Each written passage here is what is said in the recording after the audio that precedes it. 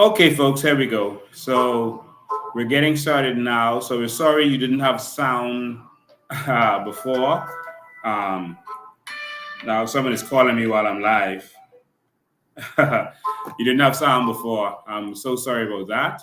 I was just telling people to share. I wasn't getting started yet. We were just giving people a chance to get on here, to get everyone to get on here. So we're sorry about not broadcasting with the sound.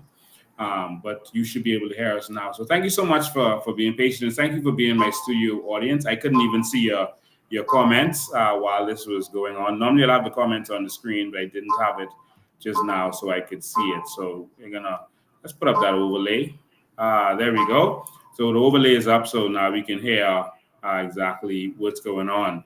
I don't have anyone in studio to assist me. That would be a beautiful thing, but we got to do what we got to do. All right. So I think you can hear me now. I hope there's no echoes or anything like that going on. All right. So we're broadcasting from the office today. So we're going to get this done. Good. So you know what to do. Use your at highlight and use your at. Wow, this phone never ceases to go off.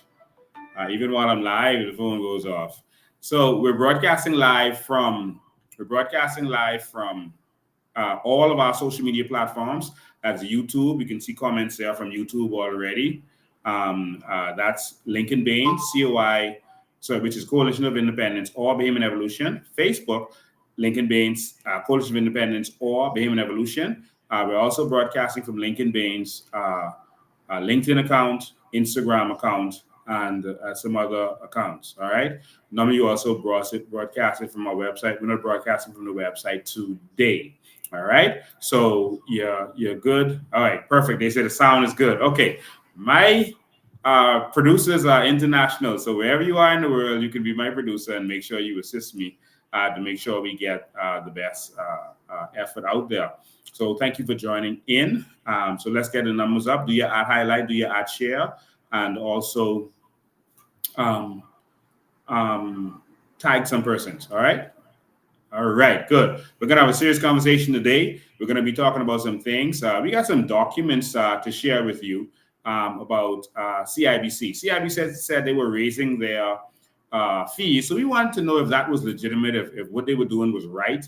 And so we got their documents and we dug up their file to see what CIBC is up to. And so when I tell you that CIBC is wrong for increasing their fees on the Bahamian people, on the backs of the Bahamian people, I am telling you that we need banking reform in this country. Make sure you share this with everyone because I'm going to show you the reason CIBC is raising their fees. And it has nothing to do with you.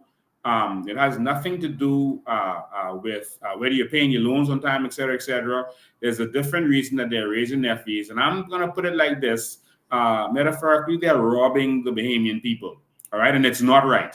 And so get this out there and make sure everyone knows what's going on. We're going to have that conversation today. CIBC is out of order. And so they should not be raping the Bahamian people like they are doing. Also, we're going to touch on BEC, water and sewage. We had a blackout. We had an awesome blackout that BEC is going to continue. I'm going to tell you why this stuff is going on. Talk about water and sewage. They responded to us, this fake police investigation that they're doing. I say it's fake. It makes no sense to me. It doesn't add up in any kind of way. So we're going to talk about that a little bit also. This fake thing that they're doing. That's in my opinion. All right. And just the red splash the F&M had. I don't think it made any waves. All right. Some says a good bank with bad intentions. Well, we'll see. I'm going to show you documents. Remember, I only deal with documents. All right. So we're going to show you exactly why this is happening. All right. So if you've shared this, if you've done your part, if you put your ad highlights, I haven't seen a lot of you do your ad highlights. Come on, make sure your friends and family know that we are on here. They can't get a notification from me, but they could get your ad highlight and your ad followers. All right. So make sure you do that so we could get this out there. All right. So first I wanted to start out with something simple. Ladies and gentlemen, Someone sent me a screenshot of someone in one of our groups that was saying that Lincoln Bain doesn't answer calls or doesn't return calls. And I just want to say to you that I am working hard for the Bahamian people. And I want you to screenshot this and share this and send this to that person, or just explain it to that person. Jesus made a statement, seeing all the hurting people. And he said, the harvest is ripe, but the laborers are few. And so I spend a lot of my time helping people. I don't get paid for this. This is my way of giving back to society. I do this for free for the Bahamian people. I help a lot of people every day. My phone is going constantly. I can't get work done. Sometimes I have to stop answering the phone so that I can actually do work. Everyone that calls me and wants something to be done, I have to do the research. I don't repeat anything anyone tells me without doing the research, which everyone should know by now. And there's some people that just want me to do research on certain things. And that takes a lot of work, a lot of time, and a lot of effort. As you can see right in front of me right now, I got stacks of papers here. This is one matter. And so if you call me to deal with a situation, I have to deal with that. All right. And I have to do a lot of researches, a lot of reading, a lot of going through. And while I'm reading, I can't necessarily answer the phone. I would also tell you that I get a lot of calls. I get sometimes up to 100 calls a day. And this is no exaggeration. I get about 100 calls a day of persons who just want food, rent, electricity bills paid, people who want help. And I can't help everyone. I can't. I'm one person. And so, people are cruel. And sometimes it hurts me when I see, how hard I work and the people around me, some of them, how hard they work. And then people only think about themselves. That when you're working hard, you can't help everybody. And I will say that I can only do what I can do. And so, as you can see, I'm live and my phone is ringing. 2 days ago, I can show you in my call logs. I was getting a call after 3 o'clock in the morning. I was like, who would be calling me after 3 o'clock in the morning? Sometimes 12, 1 a.m., I'm getting calls. And people are saying, well, I can't get you any other time. And then some people will send messages that this is very urgent. We need to talk to you right away. And then when they talk to you, like, that wasn't urgent, And so I have to balance my time. So for ladies and gentlemen, I must say this, that I'm trying to do everything that I could. And I really want to help more people. But I can only do what I can do. Sometimes I look at my WhatsApp messages that I miss. I'm gonna show you something. I just have to be careful to make sure you can't see any of my other messages. Where is it? I want you to see how much missed messages I have. Let me see if this will zoom in so you can see this. Let me see if I can best get that seen. Oh, it's backwards. I'm sorry. But if you can read that backwards, that's 90 right on the bottom there. That's 95, over 95,000 missed messages. That's over 95,261. Well, it was 60. It just turned to 61 missed messages. I'm trying my best to help out as many people as I can. Some people say, oh, you're going to be just like the other politicians. They don't answer their phone. They're not answering their phone because they don't want to do anything for you. I'm doing for as many people as I can. All right. So as I showed you, this is over. This is over 95,000. Can you see it? Sorry, I can't look at my screen while I'm doing this, but this is over 95,000. Oh, you was looking at my messages with Elon Musk just now. This is 95,000 missed messages. So I just want you to know that for persons who are reaching out to me and they think that it's only them, it's not only you. Just like you thought to call me, there's hundreds of other people that are thinking to call me. I get a lot of information, as you can see. As I'm doing this, I get a lot of information, a lot.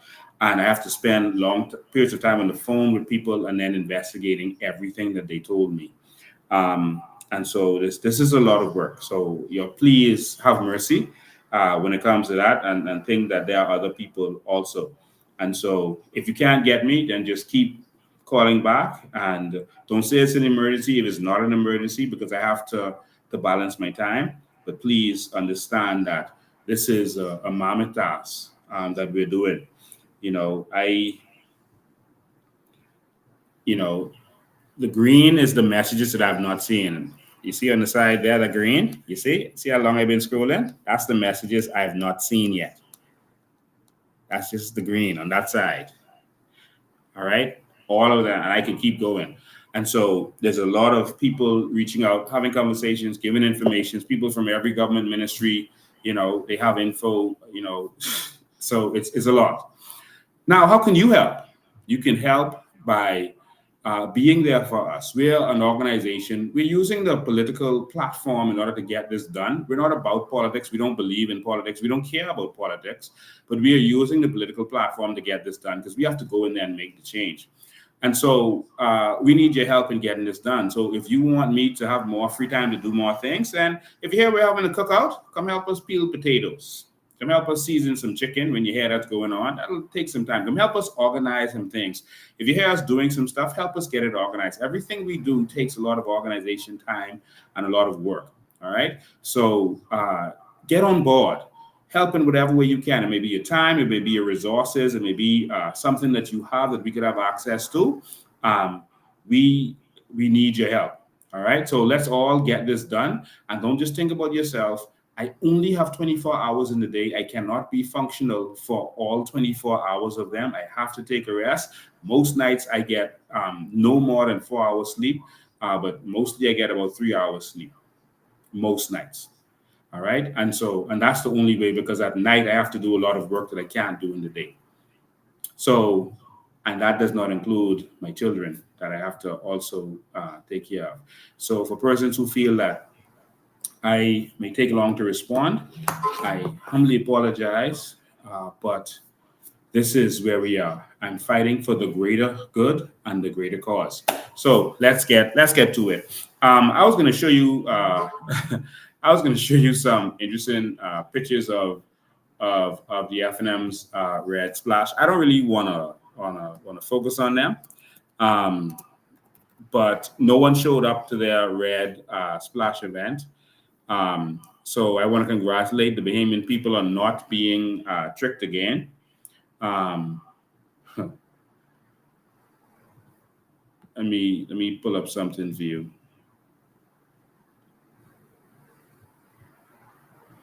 I just Googled one of their previous red splash that they had before. Let me let you see this. It's very interesting.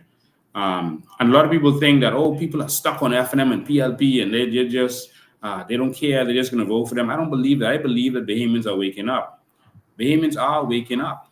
And so you can look at this. I just did a little Google. So this right here was a red splash that they had previously on Montague Beach, and you couldn't see. For the people that was there, this was on the Ingram. But for all of the people there, they had drone shots, and it looked. Wow, where did they get that much people from? This here was on the Ingram, but guess what? They had a huge red splash. It was red as far as you can see, and guess what? They lost at that election. They were slaughtered. And so one. You want to see the support of political parties. The F&M did not get any support at their red splash last night, but they had big support at one of their red splash, and they were slaughtered in that election. They were thrown out. I think that was the election where only Brent Simmons had remained in Nassau, where the red splash was in that Montague constituency. But that's what happened. So just wanted to touch on that quickly. So those things out of the way. Let's get to the meat of what we want to talk about. I'm going to talk about CIBC and what they're doing. Then we could get back to to water and sewage. We get an update on Bryland and all these other stuff that's going on. And I'm going to open the phone lines at the bottom of the hour. All right. So sorry for this long intro, but I had to make sure that people understand that this is a fight. And we need as many of you to get on with this fight as possible so that we can work for as many people as possible. All right. So, ladies and gentlemen, listen. You know, we heard CIBC trying to justify why they had to raise their prices on fees, et cetera, et cetera. We even heard some people saying, well, banks have to do it. One person in the industry said, well, the government raises its taxes so they could get more money to cover what they need to cover. So banks have to do it too.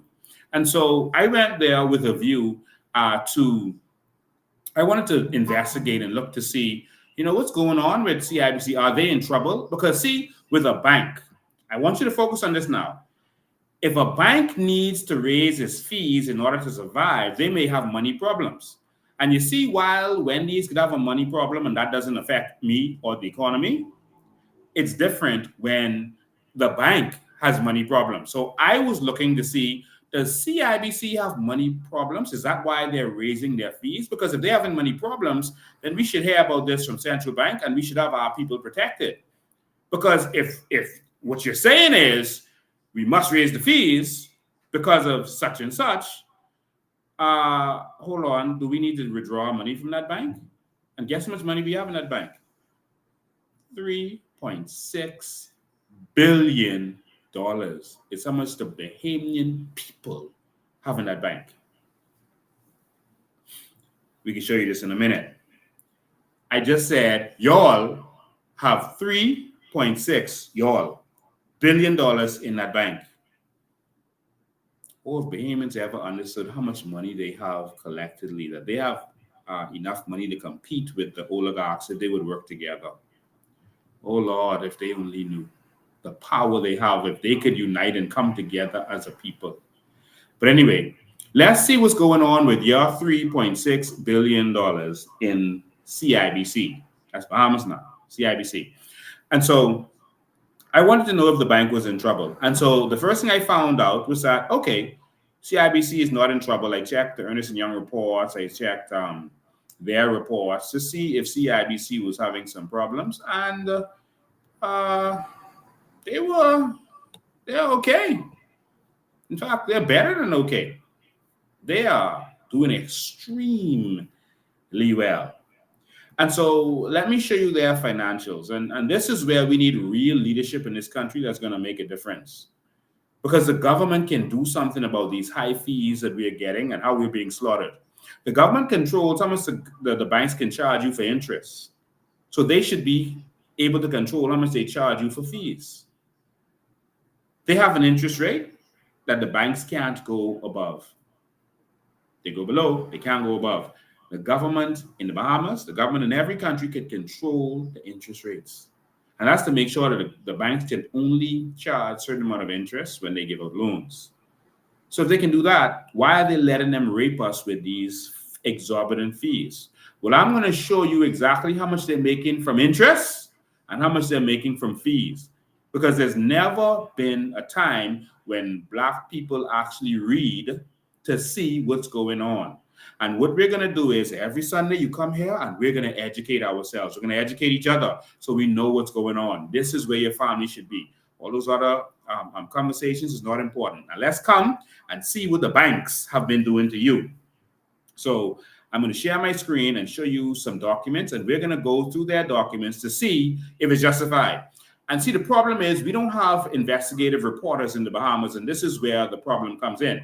Because they're a public company, they have to disclose exactly what their finances are, how they did, etc. And so all of the information is right there. So we shouldn't have a report just with persons guessing whether they should be raising their fees or not. We can just go and look for ourselves. So this is the annual report for 2023, which is last year, all right? And so before I do this, let's just do something quick. Let's just do a little experiment. All right, we're gonna do a little experiment. Let me see if this will work out well. All right, let me stop sharing 1 sec, and then we're gonna do this experiment. So I'm going to talk to artificial intelligence. We're going to talk to AI, and we're going to see what AI knows about what's going on. All right, artificial intelligence. All right. So we're going to talk to my AI, and I'm going to ask AI some questions before I show it to you, because it's right there. All right. And so let's find out how much profit CIBC made last year. Do you think artificial intelligence can search the internet and figure that out? Well, let's see.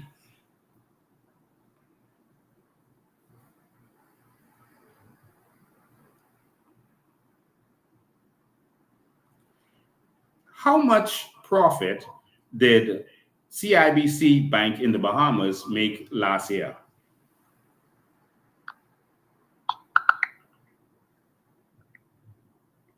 In 2023, CIBC First Caribbean International Bank, Bahamas Limited, reported a net income of $168.7 million. This represents a notable increase in profitability, driven by a combination of higher revenue from interest-earning assets and a reduction in credit loss provisions due to recoveries. This strong financial performance reflects the bank's resilience and effective management in a challenging economic environment.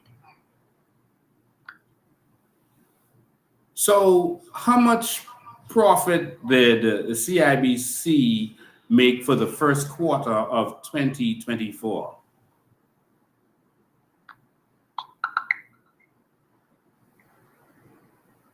For the first quarter of 2024, CIBC First Caribbean International Bank in the Bahamas reported a net income of $42.5 million. This represents a significant increase of $13.9 million, or 49%, compared to the first quarter of 2023, where the net income was $28.6 million. The improvement in profitability was largely driven by a recovery in credit loss expenses. How much did CIBC in Jamaica make in profits last year?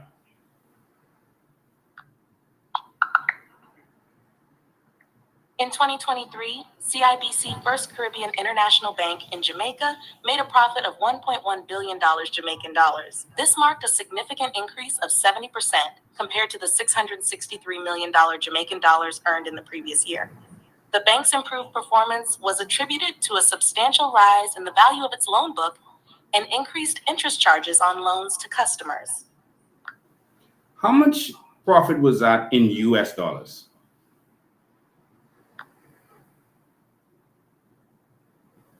The profit of $1.1 billion Jamaican dollars in 2023 would be approximately $7.1 million US dollars, based on an average exchange rate of around 155 Jamaican dollars to $1 US dollar for that year. Exchange rates can... Jesus. So, ladies and gentlemen, CIBC made a profit of over $100 million, right? Profit. That's after all expenses paid. That's paying for all their paper, their ink, their pens and pencils, their staff, every expense that they have, taxes, everything. They made, now I'm going to take you to it. They made $122 million. The actual amount was 126, but net is $122 million. Yeah. This is their corporate finance, right? And let's go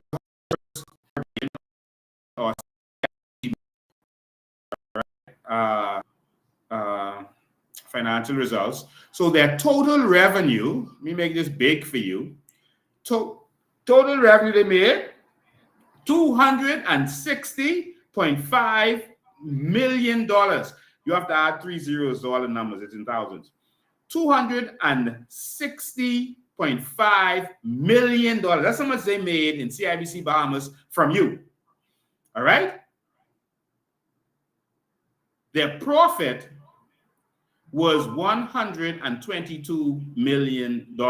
They said their operating expenses was $132.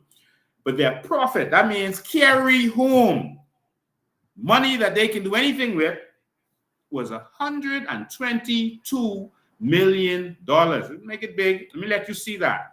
And your fees are going up. And no politician is saying, why are you raping the Bahamian people? But I'm going to tell you exactly why they're not saying anything about it. We'll get to that in a minute. So stay tuned. Make sure your farm friends and family are on this. If you have to take a minute and go call them, go call them.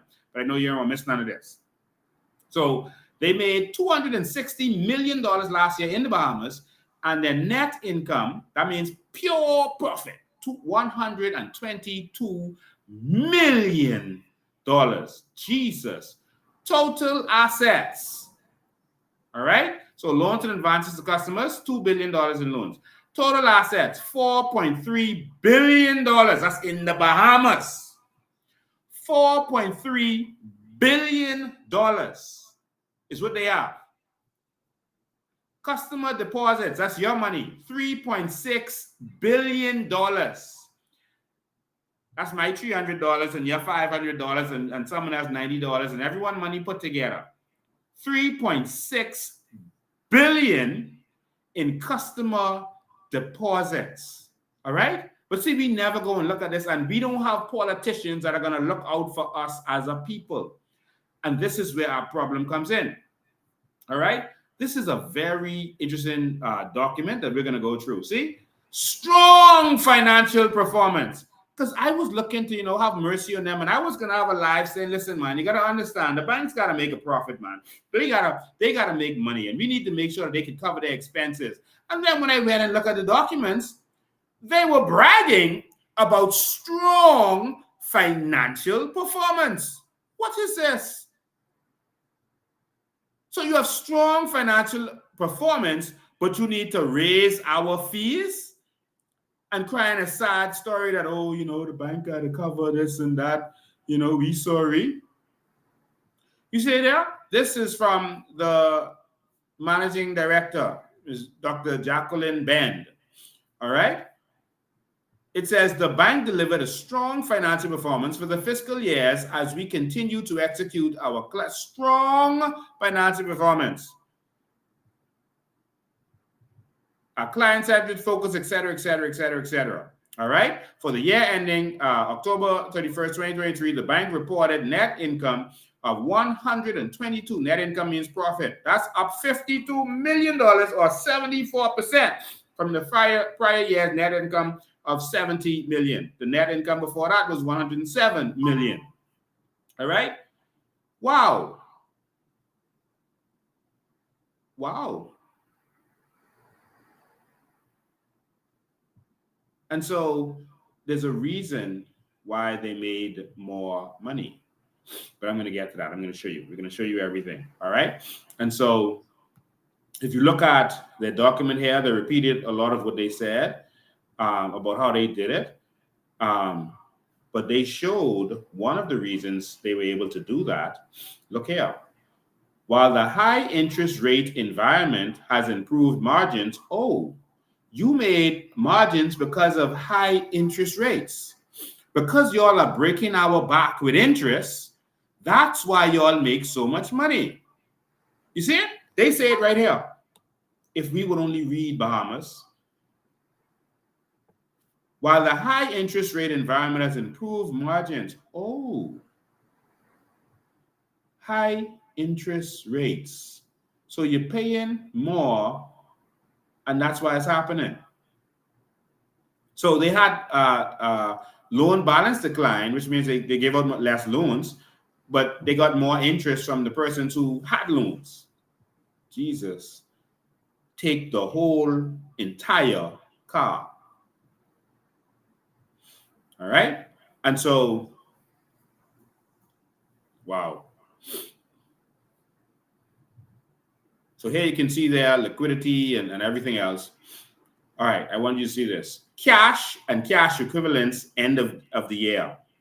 So in 2023, by the end of, for the 2023 year, which ends in October 31st, their cash balance was over $1 billion. See there?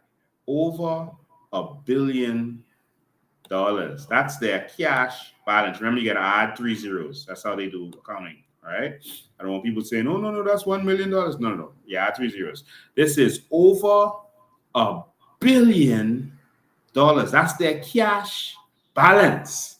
This means that's their money. This don't mean money they hold. This their money. All right, cash and other equivalents.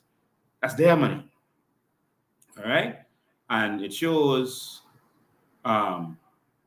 Look at this. Oh wow.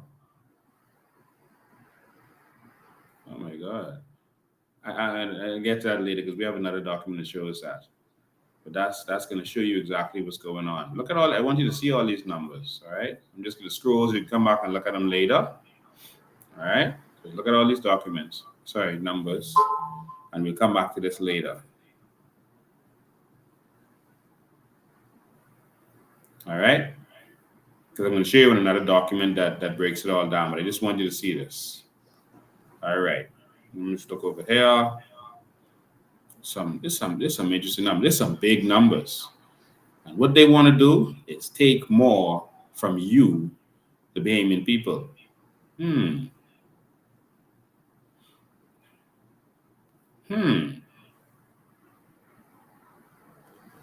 at these interesting numbers right here. We'll get to it when I come back. For 3 months, in 3 months, from October,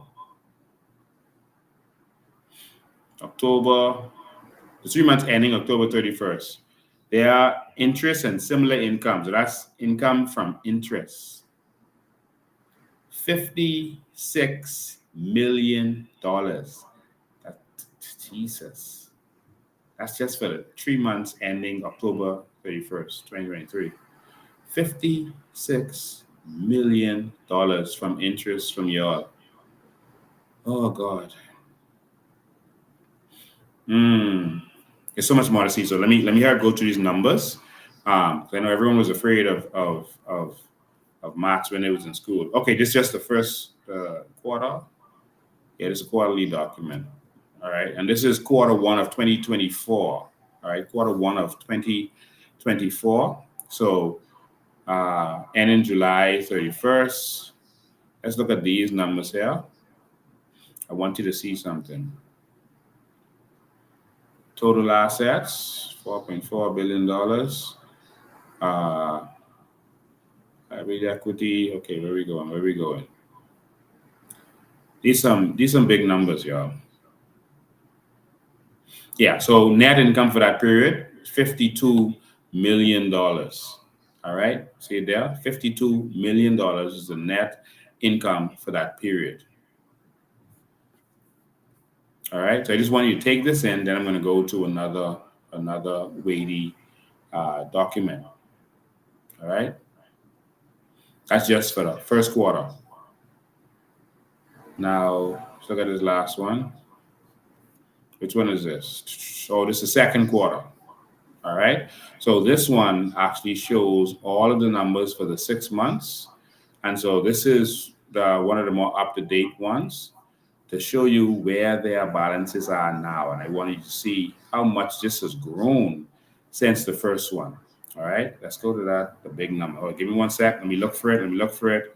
All right. Yeah, ended, so that's a 260. So net interest income, operating income. So in interest, they made $68 million in the second quarter. So that ends in April 30th. They made $68 million just in interest income.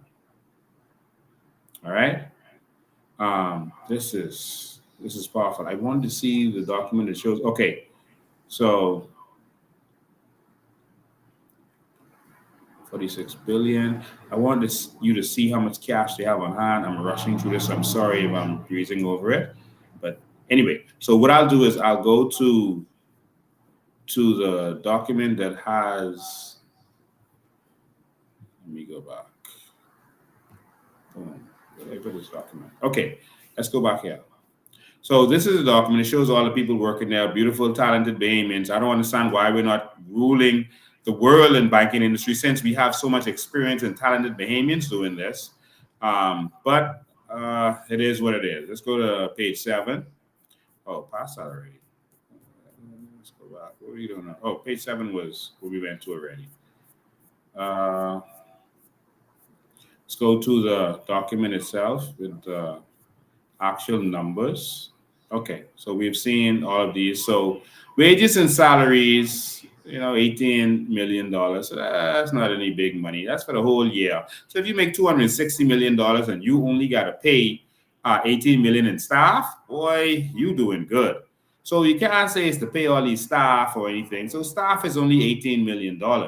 So, and then their benefits is another $3 million. So what's the big deal? What's the real problem? Why are you doing this to us? Okay, this is the page I want to find, page 18 and 19. Okay, there we go. All right. So let's go to these numbers. So total revenue, 260 million, 122 million in profits. Total assets, 4.3 billion. And now you can see the last document I showed you raised to 4.6 billion. And so these are some of their numbers. So let's keep going. I want to go quickly because I want you to see this. Payments is no reason for them to raise it. So net interest income, money they're making from interest, from the interest they charging you, they made and it's the profit. It was actually $213 million they made from charging you interest.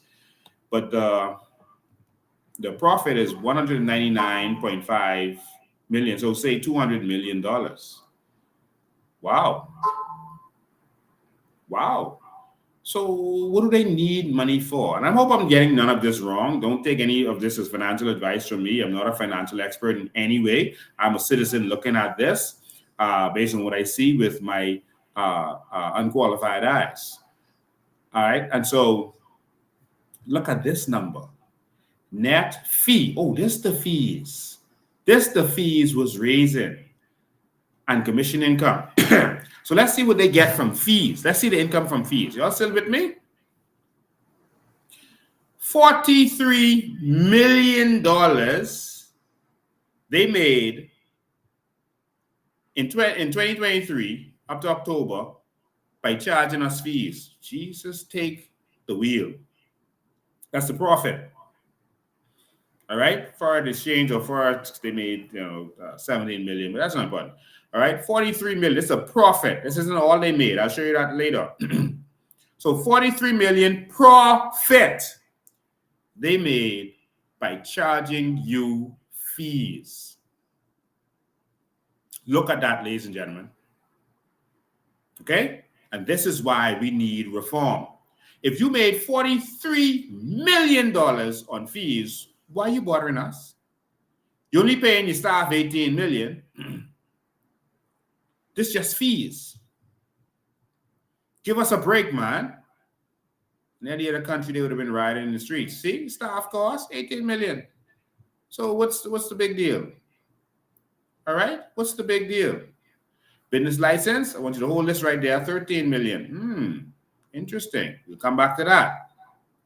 All right, and so let's keep going. So I just wanted you to see that.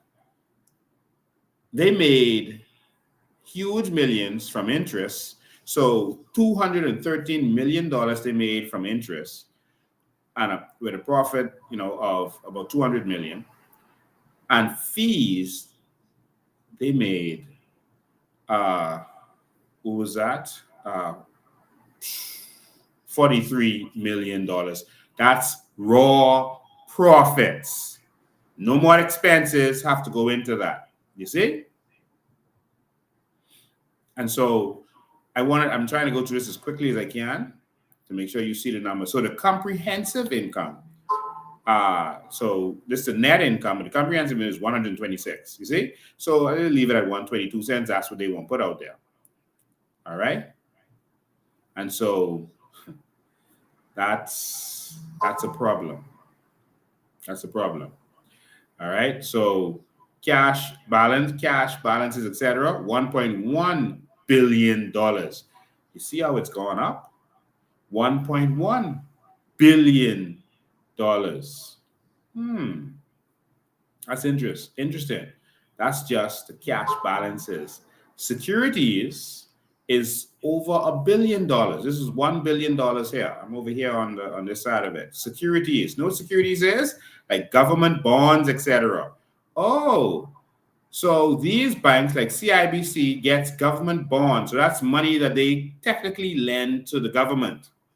All right. That's not a loan, but that's like buying a security or shares from the government or treasury bonds, etc. from the government. Over $1 billion. So this is why, one of the reasons why the government is dependent on them. So if they choose to rape the people, the government can't say anything about it. Do you see? And so they are holding the government hostage. Now, phone's still ringing. Now, I want you to see loans. And what they did was put them together. So in residential mortgages, they got out almost $1 billion. Personal loans, 226 million. Business and government,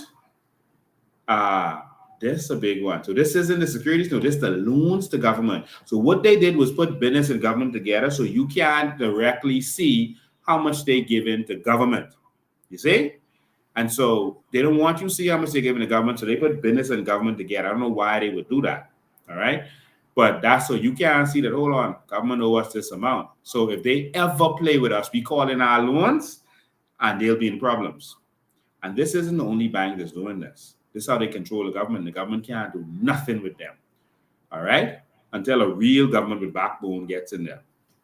So they don't mostly give out business loans, which is, if you try to get a business loan from them, you ain't getting that. So the majority of this we can assume is loans to government. And the government does owe. And you'll see when the government talks about their B dollar loans, that's to these kinds of investors. And you saw me talk about this before when I was talking about BEC and NIB, etc. So $1 billion to government and business. How much of that is government? That's the question. That should be separated. All right. And so I just want you to see that. And this is why if they say, listen, we're raising the fees, government will not even blink an eye. If they say they're raising your fees to $1 million a person for every dollar transaction, the government ain't saying that. They're going to sit there and say, okay, yes, sir, massa. Yes, sir, massa. Why? Because the borrower is slave to the lender. So if our government is dependent on borrowing from the banks, instead of making money from our natural resources so that we can lend to the banks, they're always going to be slave to these people who are raping you. All right? And so I just wanted you to see that. All right? Securities, see some other numbers here. The liabilities decrease. Their total liability is decreased by 1.38 million. So what's the reason for the raising of the fees? What's the reason? All right, you made more money, your liabilities decrease. What's the problem? All right, so I'm going to shift down now. See, this one is for the educated Bahamians. All right, not for the Bahamians who just want to put on a t-shirt and drink some liquor and just do whatever the politician tell them to do. So we're going to go to the audited financial, the outside auditor, the independent auditor report. This is Ernst & Young. Ernst & Young, someone has to confirm that what the bank reported to the people makes sense and that it is true and correct. All right, so this is Ernst & Young and their report.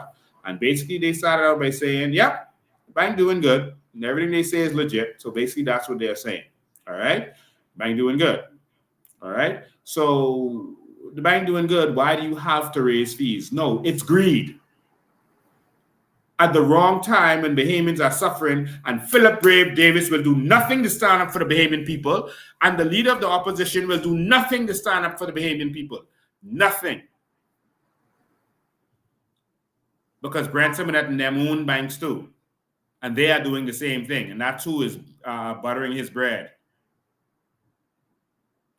All right, so let me just skip through all this Ernst & Young stuff and get back to where they put in their report. And this is where you could see here. So they put in their numbers. All right, they put in their numbers. to make sure you can see what's going on.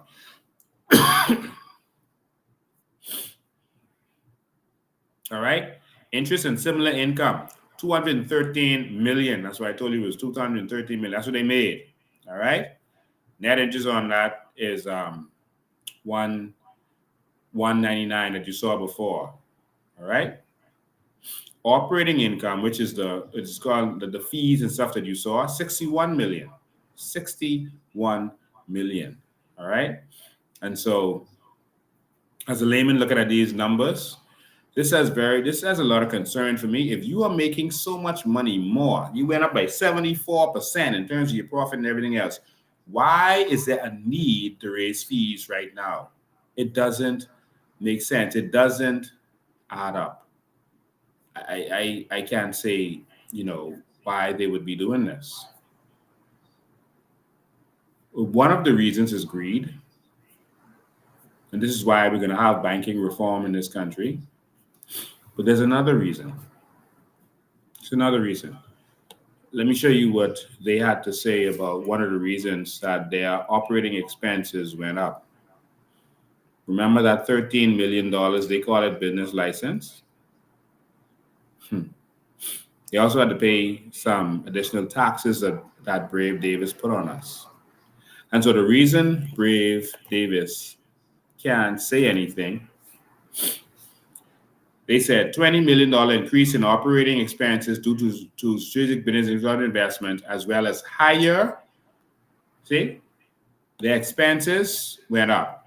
They say business and infrastructure investment, and they close banks, they ain't open banks. All right. Higher business taxes. And so their expenses went up. Regardless, it was 20 million. See here, 20 million increase. All right. In operating expenses because of what? Higher taxes is a part of it. Brave did that. So the reason Brave can't say nothing about the fees is because Brave know that they were going to increase fees because the banks will never accept any additional costs from government. They will always roll it over to the Bahamian people. Remember I told you when electricity price goes up, it comes out in your food. It comes out in your bank fees. It comes out in your interest. The businesses put those expenses that Brave Davis are putting on them, they give it to you. So Super Value is not going to pay extra for their electricity. They're going to put it in the price of the apples and the eggs and the butter and the ketchup. And so that's what the bank did. The bank is raising taxes because the government raised their taxes. Do you remember where I showed you that they paid business license fees with $13 million? That's because, let me look you in your face and tell you this. All right? I'll stop there. There's a lot more to show you on that, but I'll stop there for now. All right? The reason it is 13 million is because remember what the government did. They charged businesses twice. You paid for the previous year and you paid for the future year. You had to estimate what your fees would be and pay it in advance. That's what the government did. That is so utterly ridiculous. They made you guess what you think you were going to make and then made you pay for it.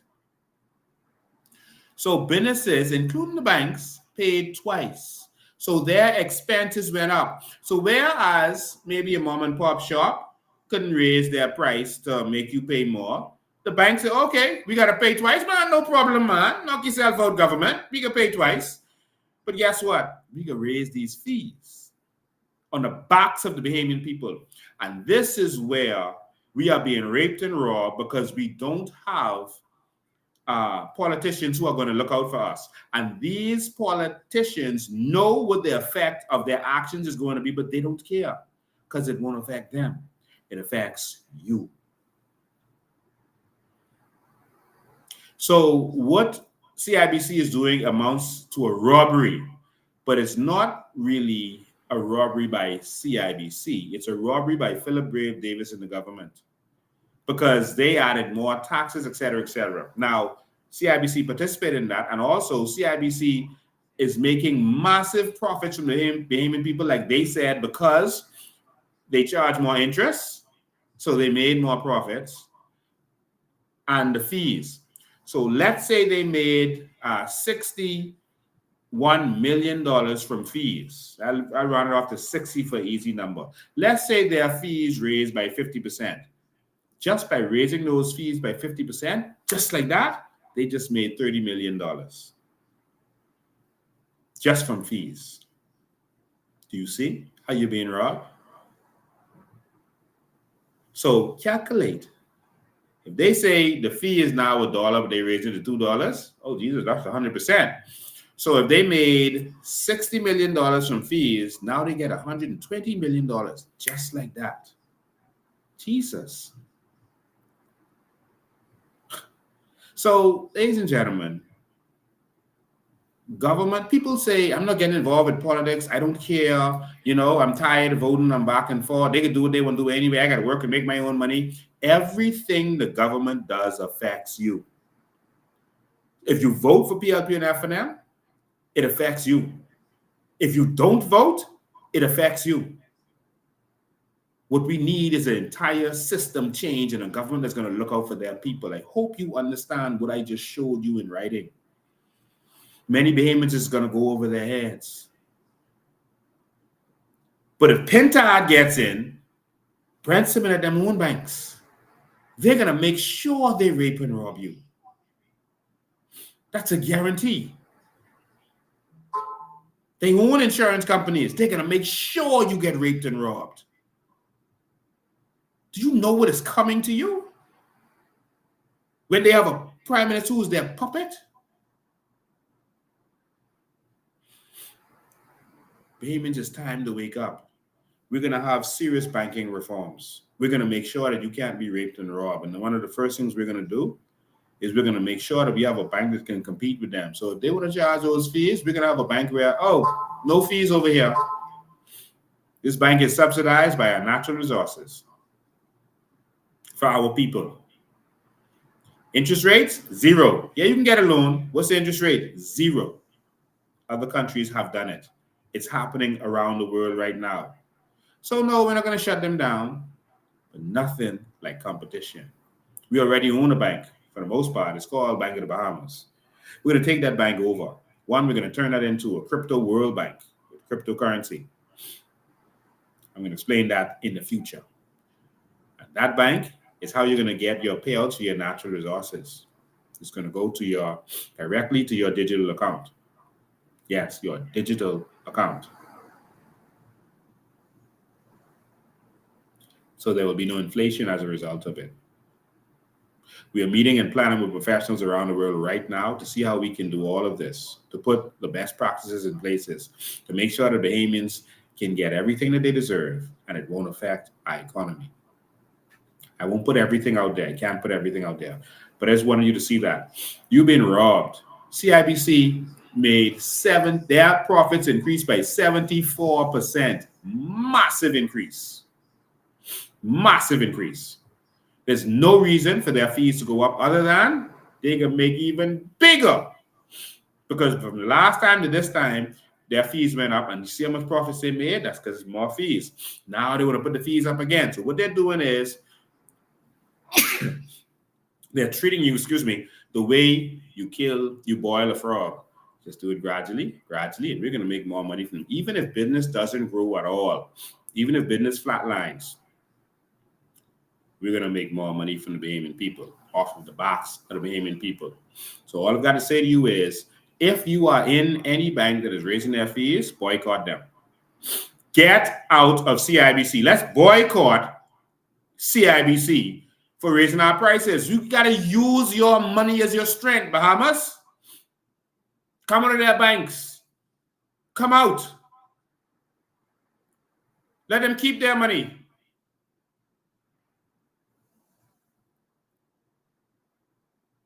Go to the credit unions where you actually get interest. Take your money to the credit unions. Let the banks, with their exorbitant fees, let them go to hell.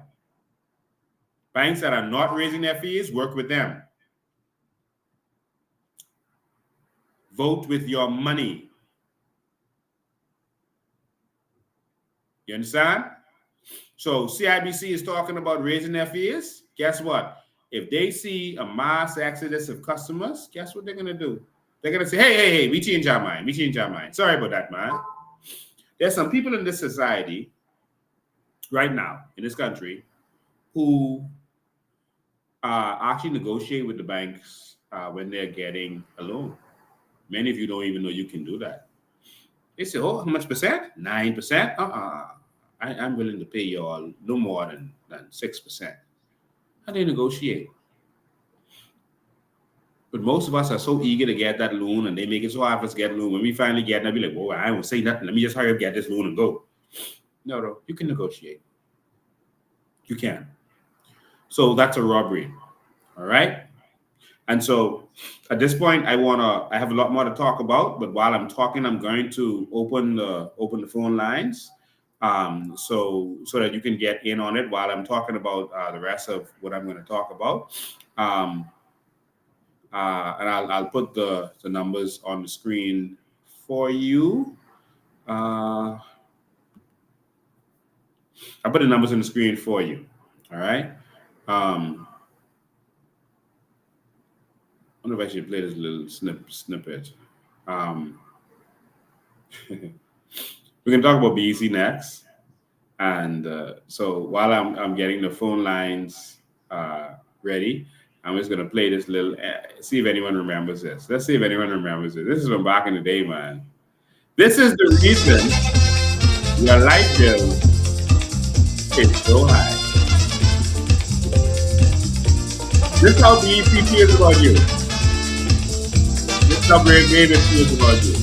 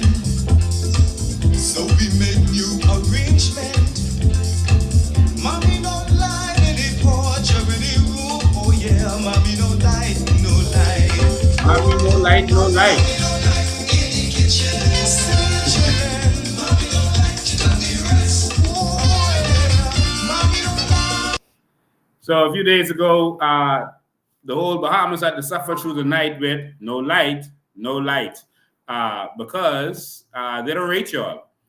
So that song was about the Haitians who ran from Bahamian, and the Bahamian don't rate them, so they ain't even give them electricity. But now we're going through that. We're the Bahamians, and we're going through that.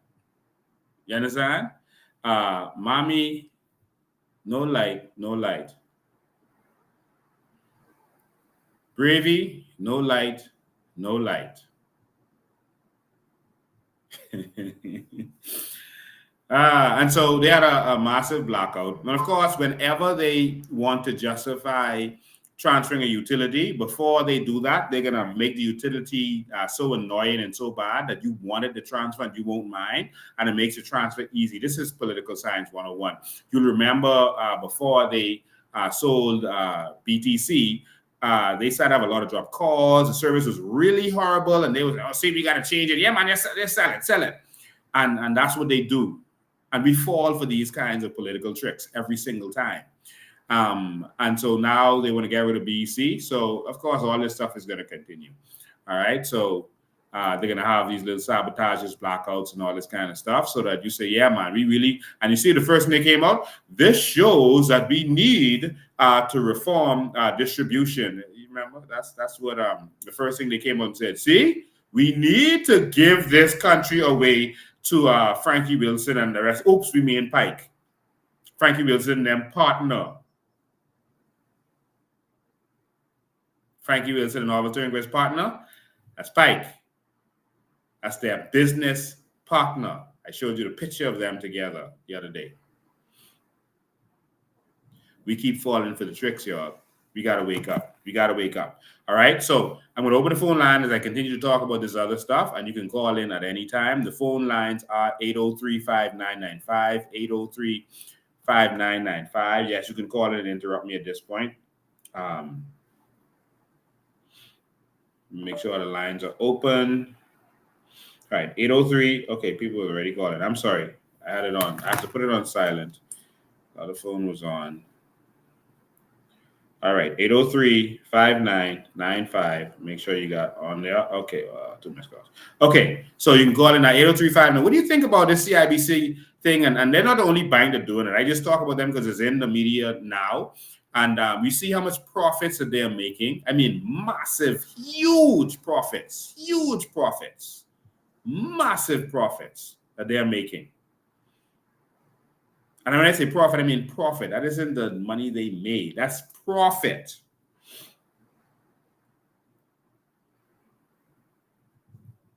Wow. And we just sit down and let it happen. Let me ask how much money that is they make every day. Let's see how much money CIBC makes every day. I'm gonna let AI talk about that. All right. All right.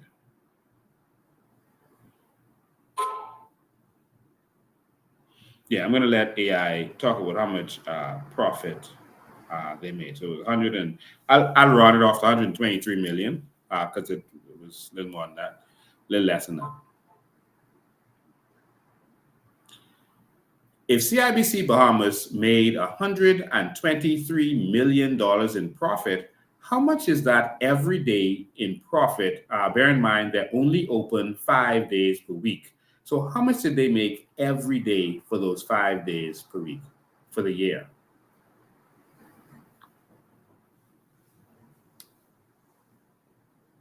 To calculate the daily profit, based on the assumption that CIBC Bahamas operates only 5 days per week, we'll first determine the number of days they were open during the year. A year typically has 52 weeks, and if they operate 5 days per week, total operational days equals 52 weeks to 5 days a week equals 260 days. Now, dividing the total annual profit by the number of operational days. Daily profit equals $123 million, 260 days, $473,077 per day. So CIBC Bahamas made approximately $473,077 every day they were open. Wow. And that does not include the bank holiday because I didn't tell it to calculate the bank holidays. All right. They made basically half. So if you put in the bank holiday, they made $500,000 every day they open their doors. They make, and this profit, this isn't how much they actually made because they made $260 million total revenue. But after they paid all their expenses, they carry home $500,000 every single day. Profit. Y'all see? Every day they open, they carry home over $500,000. I say that because we didn't count the bank holidays, all right? Jesus. They're making that profit every day. Profit, all expenses covered, everything covered. And they need to raise fees? Jesus. And guess what? The opposition and the government sitting down and letting us get raped because they are partners in it. You see, the more the bank charges you in fees, the more the government makes. Do you understand? Because the government is taxing them on it. Every fee they charge you, the government gets VAT. So that's why the government's going to say, oh, we ain't saying nothing. And then Pinta is going to say, oh, Brave, or well, Brave, that's a partner in crime, man. That's my brother. So I can't really go against him. One, he's the PLP and we're the F&M. We're brother and sister parties. Two, and when Brent get in, we could be doing the same thing. So I can't say nothing. So let me just don't say nothing. And Bahamians ain't saying nothing, so hurt your head. And then we're just gonna have, when election comes around, we're gonna have some parties. Brent and Frankie Wilson and all of them's gonna put some of that money together that they made, the raping the Bahamian people, and we're gonna just go in the streets and drop money on the ground and then tell everyone, see, don't vote for them other party, they broke. Vote for us.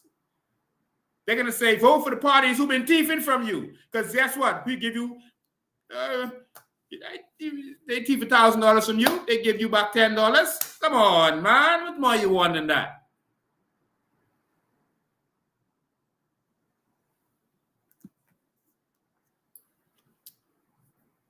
$500,000 profit. Raw money where they could just swim in money every day. And don't have nothing to do with that. That money don't have to go to nothing. That's raw profit. But hey, some of you like the treatment. You voted for it. And so, skip back over to BC. The reason you're having blackouts is because you like it.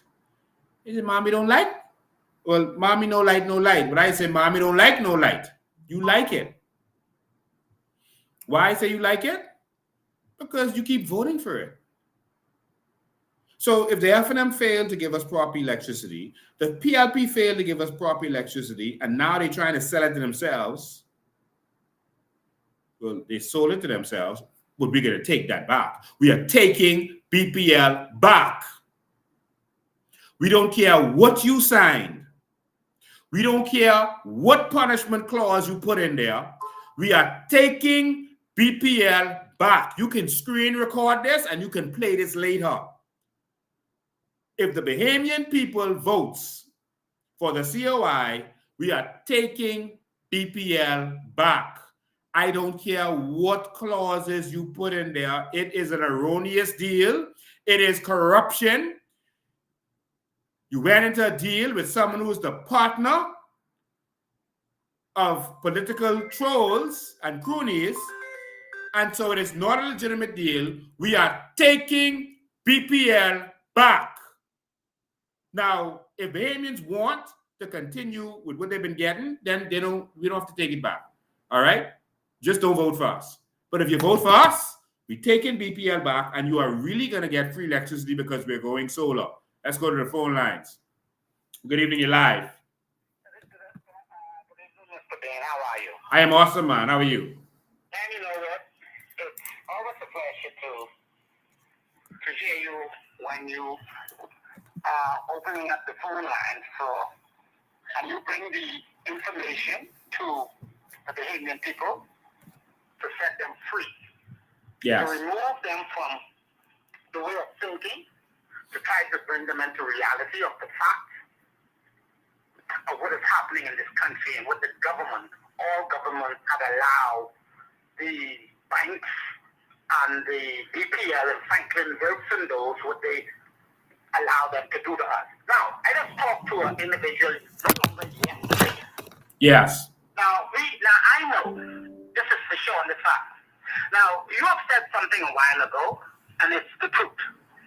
Now, Hubert Linus raised the question about 10 to 12 persons who own. They want to know who's the owner of the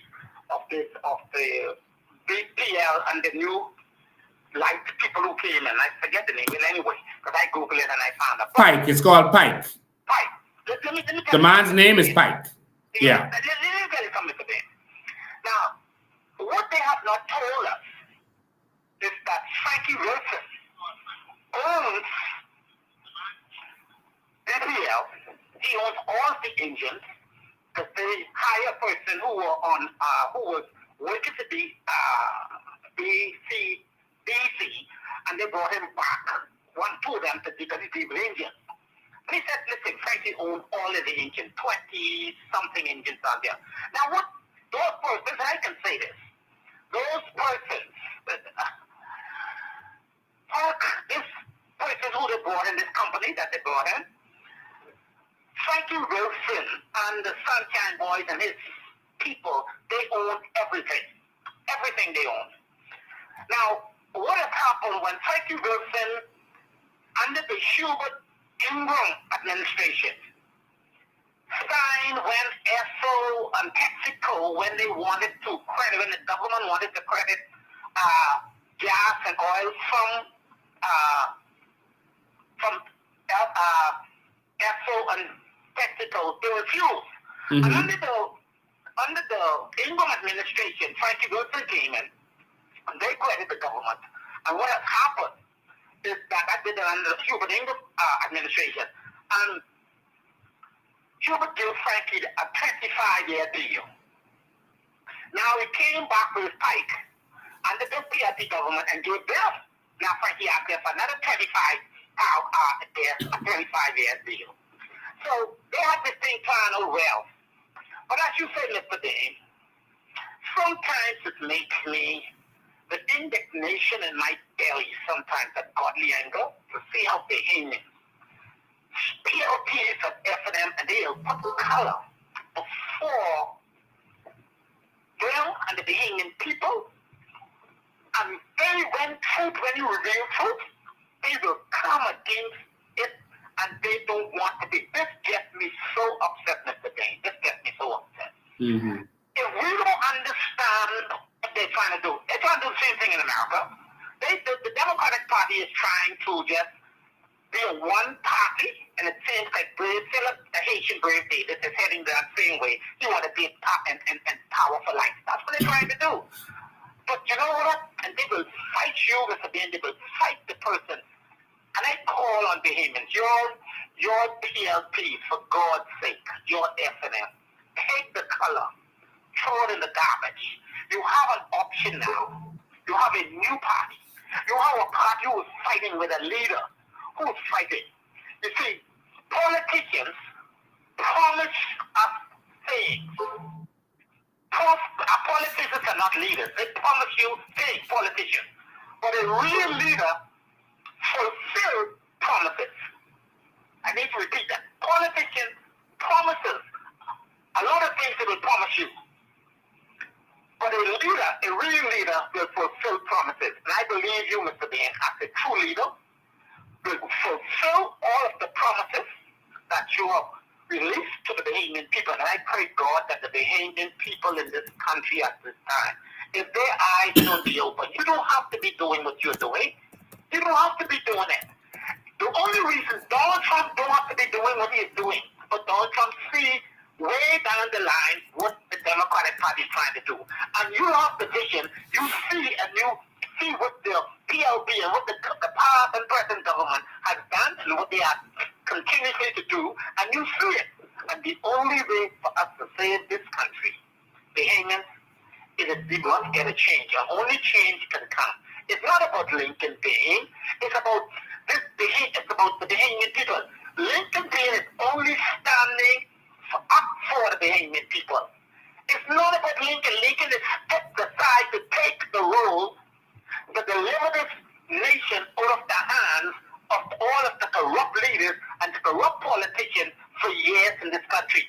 So when you're talking Lincoln, I want you all to hear this behavior. When you try to attack Lincoln, you are not attacking Lincoln. You are attacking the Bahamian people who love this country, who love family, who are willing to give their self and their life for this country. And so it's not, again, I appreciate a leader like Mr. Bain who is standing in the gap for all of us. It's not about Mr. Bain. It's about he's fighting for us. Why y'all don't understand the PLPs and FNM? Why do y'all can't see the light? You need the switches on. Mr. Bain has turned on the switch so that you can see what are you going to do? What do you have to lose? It's time for the change. You've tasted grape. You've tasted orange. PLP, you've tasted apple, F&M.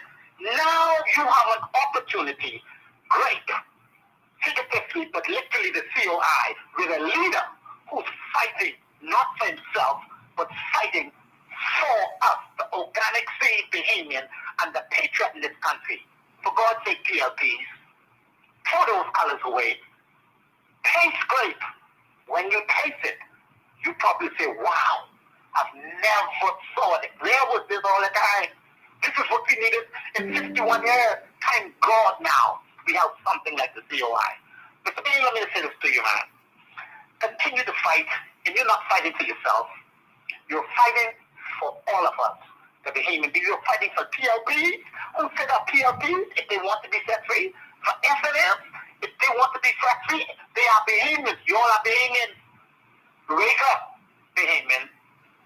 Stop and listen just for a moment. I've introduced to you grape. Taste it.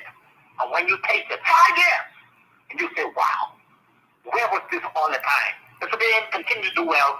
God bless you. And continue to open the eyes for the Bahamian people. That's CIBC bike. Let me tell you something. I don't want to see this now. I'll get back to that sometime at the time. My sister did some work, a house to them. And those people, they're the only one point that is, they are unionized, and they're making them a whole lot of money when they retire. But this government is corrupt. They don't love us. They don't love God. They don't love family, and they don't love nation. Thank you, man. And continue to fight.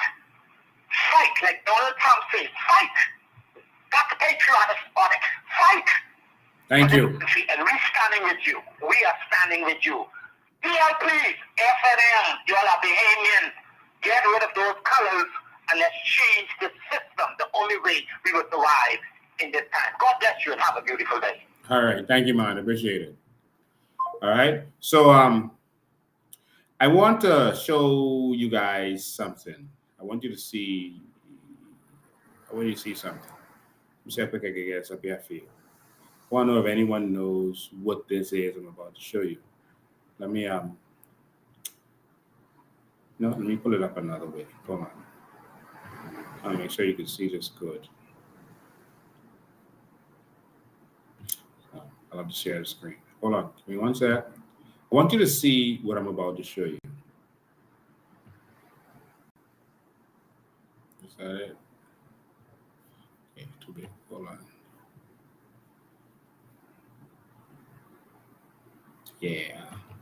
There we go. So let me get that up. Let me share the screen with you because I want you to see this very good. Because these are some sayings that we don't discuss as a country, as everyone is saying how everything is so impossible. What is this? I'll wait. Tell me what that is you're looking at. Does anyone know what that is? Come on, I know you can do it. I know you can do it. What is that you're looking at? I know the screen is behind a little bit. What are you looking at?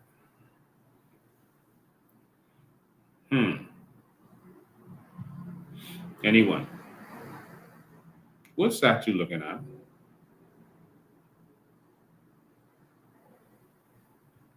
Tell me what you're looking at.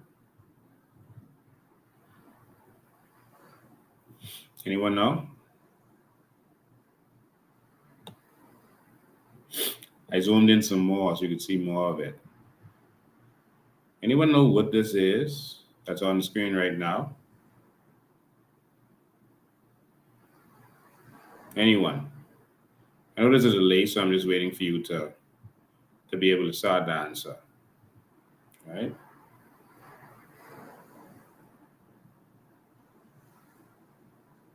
Okay, the answer's starting to come in. Someone says sandbank. Someone says Calgary. Oh, definitely. A cruise ship being built. Cement loading ship. Can't really see it, but looks like our resources. Molten salt, someone says. That's Ellie Gordy.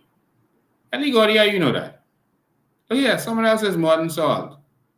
Rupert Monroe says salt. How do you all know that? How do these Bahamians know that? Salt loading ship. Paul, Sweden. Jesus.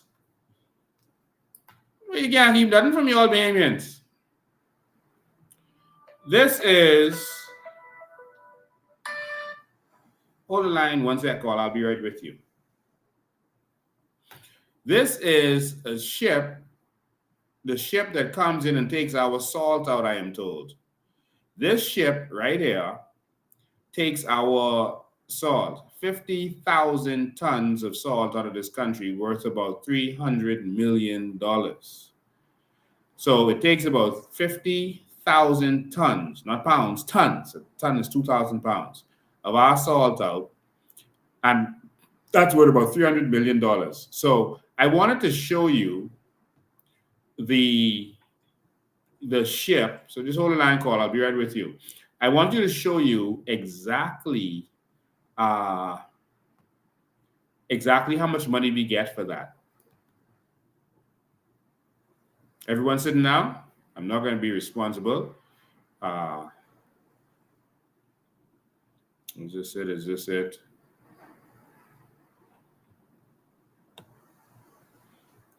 Where's the document? Where's the document? Oh, this is the other document. I'm sorry. I'm going to get it up. Let me do a call, and I'm going to get the actual document. Is this it? That's the value. Okay. All right, just give me a sec. I thought this was a document. I'll pull it back up. This is a document. Let me take a call, and I get you the actual document. We'll come right back. All right. All right, caller, you're live. Yes, good evening, Mr. Bain. I have a question. When the COI takes over the government, what top 3 industries you will consider for the Bahamas, and what ideas can you elaborate on that would greatly affect our bottom line, in your opinion? One at a time. No, hold on. One at a time. What's the first question? What top 3 industries you will consider for the Bahamas? Okay. The top 3 industries, we're not going to just have 3 industries, but some of the industries that we're going to go into is we're going to go into our natural resources. And of course, there are many different natural resources. So I want to lump them as one and just say mining of our natural resources as one industry.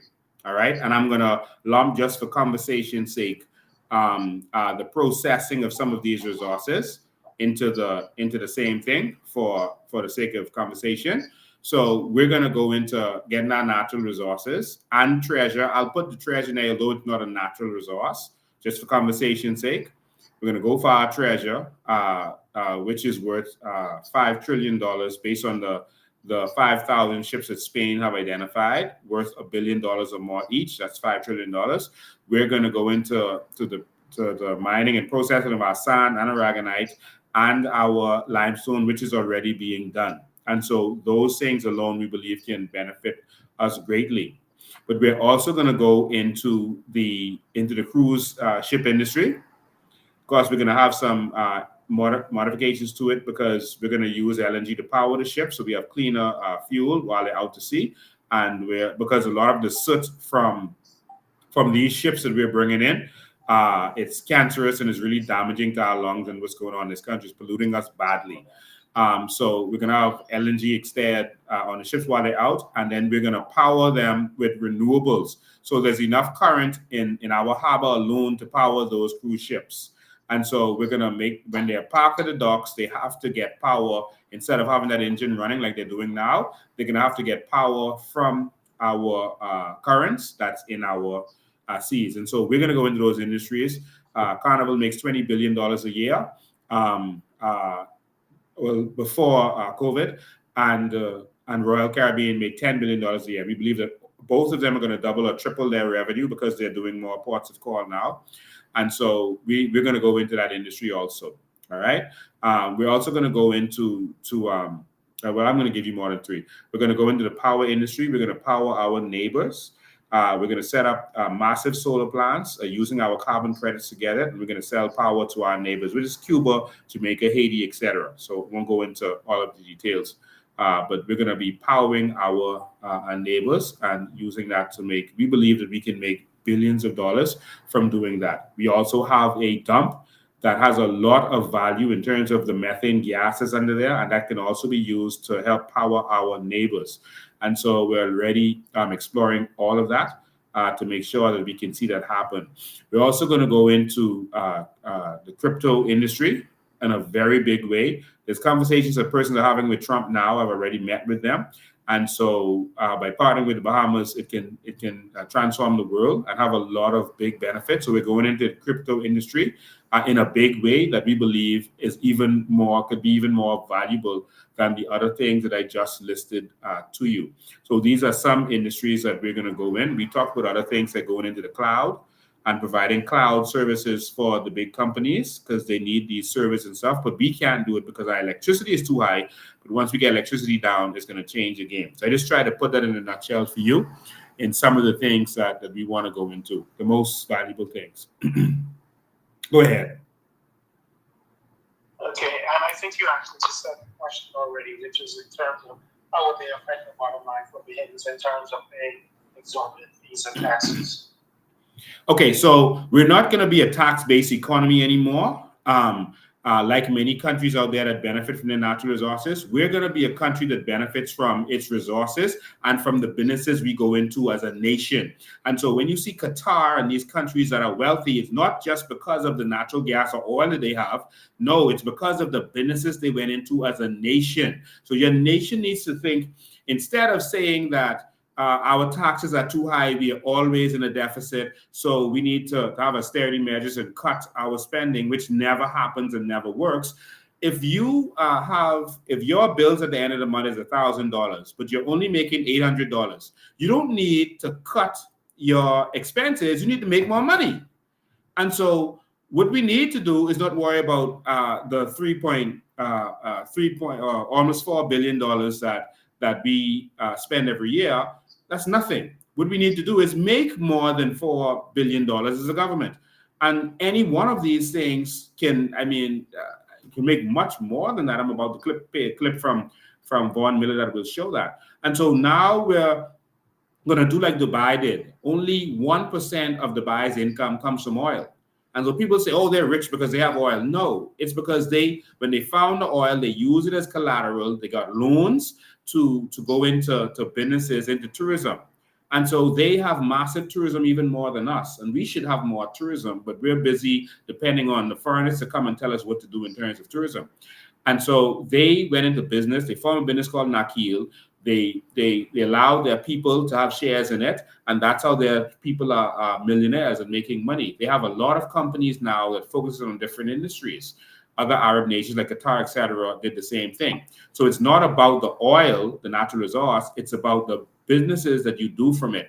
Norway went into oil first, and now they have so much investments around the world that they're cutting back on the oil. They're not investing anything to do with oil, and because they don't want to hurt the planet anymore. But the investments that they made are now able to generate income that their people can benefit for generations to come. And that's what we're going to do. But we have to have a people that are willing to take this to the next level, people that are willing to stop using the same model and methods that the PLP and FNM has been using. We cannot advance our country using bad debt. So the last thing I'll say, Singapore has more debt than us. All right. They have massive debt, but they are still a AAA rating as it relates to their rating because they only go into debt for things they can make money from. So Singapore has no natural resources, unlike all of those people. 1 in 6 households in Singapore has $1 million in the bank, not valued $1 million. Like when we declare, you declare 1.8 million dollars. People panic. Oh, he got 1.8 million. No, you don't have 1.8 million. That's the value of your assets minus your liabilities. But no, in Singapore they have $1 million in the bank. That's 1 in 6 households. That other 5 households, that's mostly people who came in to work for them. That's people who immigrated to the country. So they empowered their people with no natural resources, but with policies in place where they went into certain industries, let their people benefit. But the problem is, in this country, our people don't benefit because they believe that they can control us by keeping us poor. So every election, when they come with the crumbs, we are so elated. At least he do something for me. At least he do something. So I voted for him. You know, I didn't promise him, and he gave me $200. He bought me a stove. No man, I didn't promise him. I gotta give him my vote, and that's what they are banking on. All right, Carla? Thank you so much. Thank you too, man. Thank you. All right. So we have to spread the message of a new Bahamas and a new kind of thinking.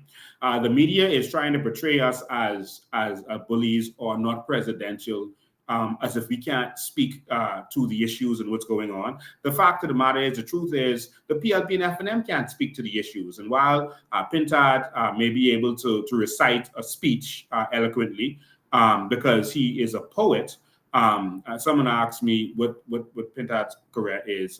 He doesn't have one. And he was a poet, but not a good poet. I'm just being real, because a good poet, I could remember at least one of their poems. I don't know any Pintard poems. I can't even think of any. You think of a poet, Maya Angelou, you could think of poems that she did, Still I Rise, etc. But I don't know anything that he did or is able to do other than being a puppet for that man. But we need leaders with vision who are going to take us to the next Bahamas, who can eloquently say without reading. There's paper in front of me with nothing to do with what you're asking me. Who can read without paper in front of them where we're going to, how we're going to get to the next Bahamas and where we're going to take this country. There's only 200,000 adults, and we need to be able to transform this country, and every one of us should benefit from what's going on in our country. Thank you for that intelligent question. I appreciate that. That's why we do this every single week. We are the only organization, and this is the only leadership that puts itself in front of the Bahamian people every week to be criticized, to be questioned. And so we don't have to just give our plans out, which is just whatever the oligarchs give to the PLP and FNM, that becomes their plan. All right. And the plan is basically for them to make money from.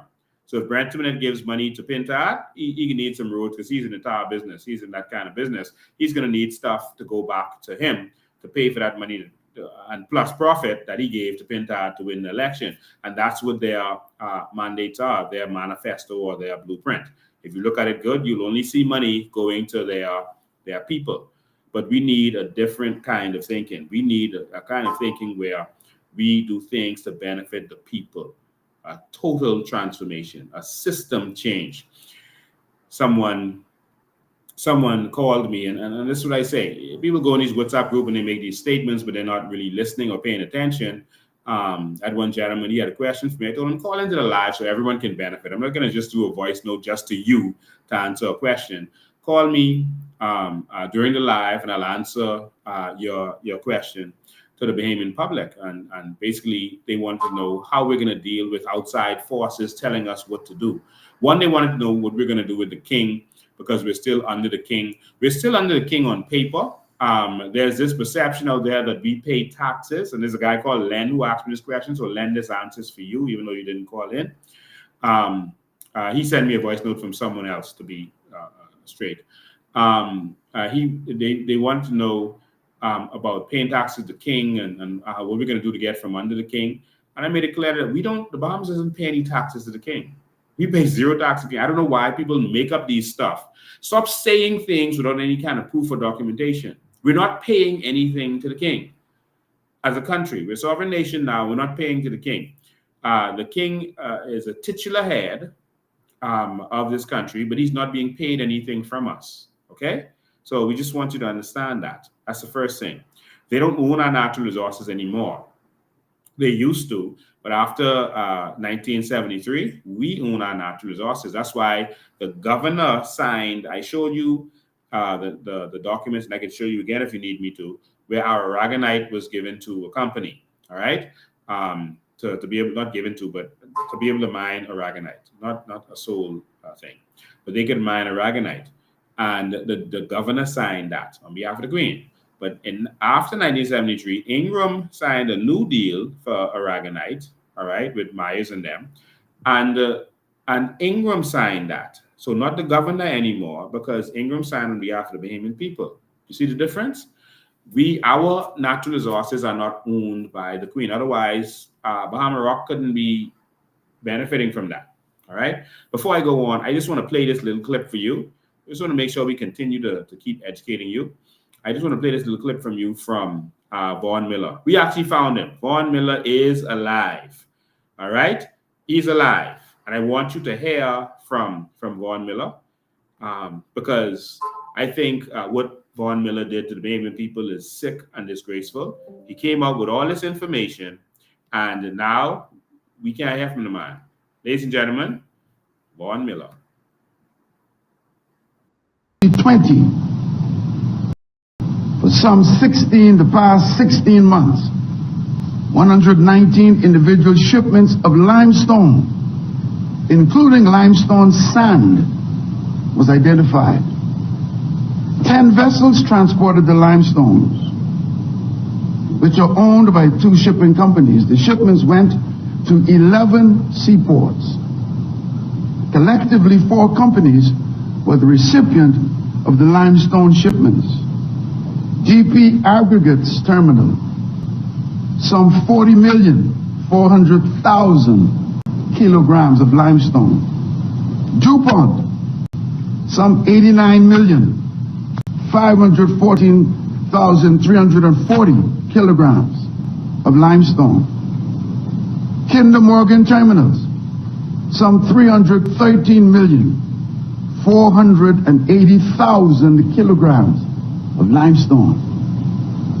Martin Marietta Aggregates Incorporated, some 3,735,809,900 kilograms of limestone shipped from the Bahamas, from Freeport, Grand Bahama,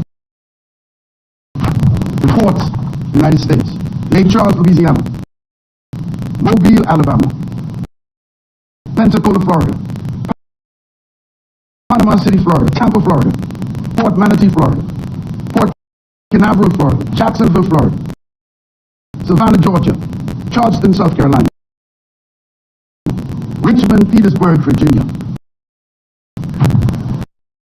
Speaker, some 4,179,204 and the 240 kilograms of limestone shipped from Grand Bahama at $1.30, approximately $1.31 per kilogram.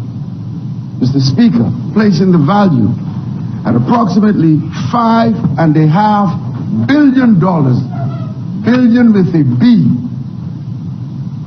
5,477,554 billion with a B dollars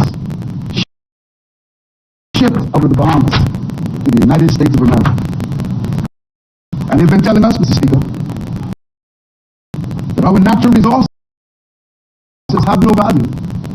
Mr. Speaker, that's just the last 16 months, from February of 2019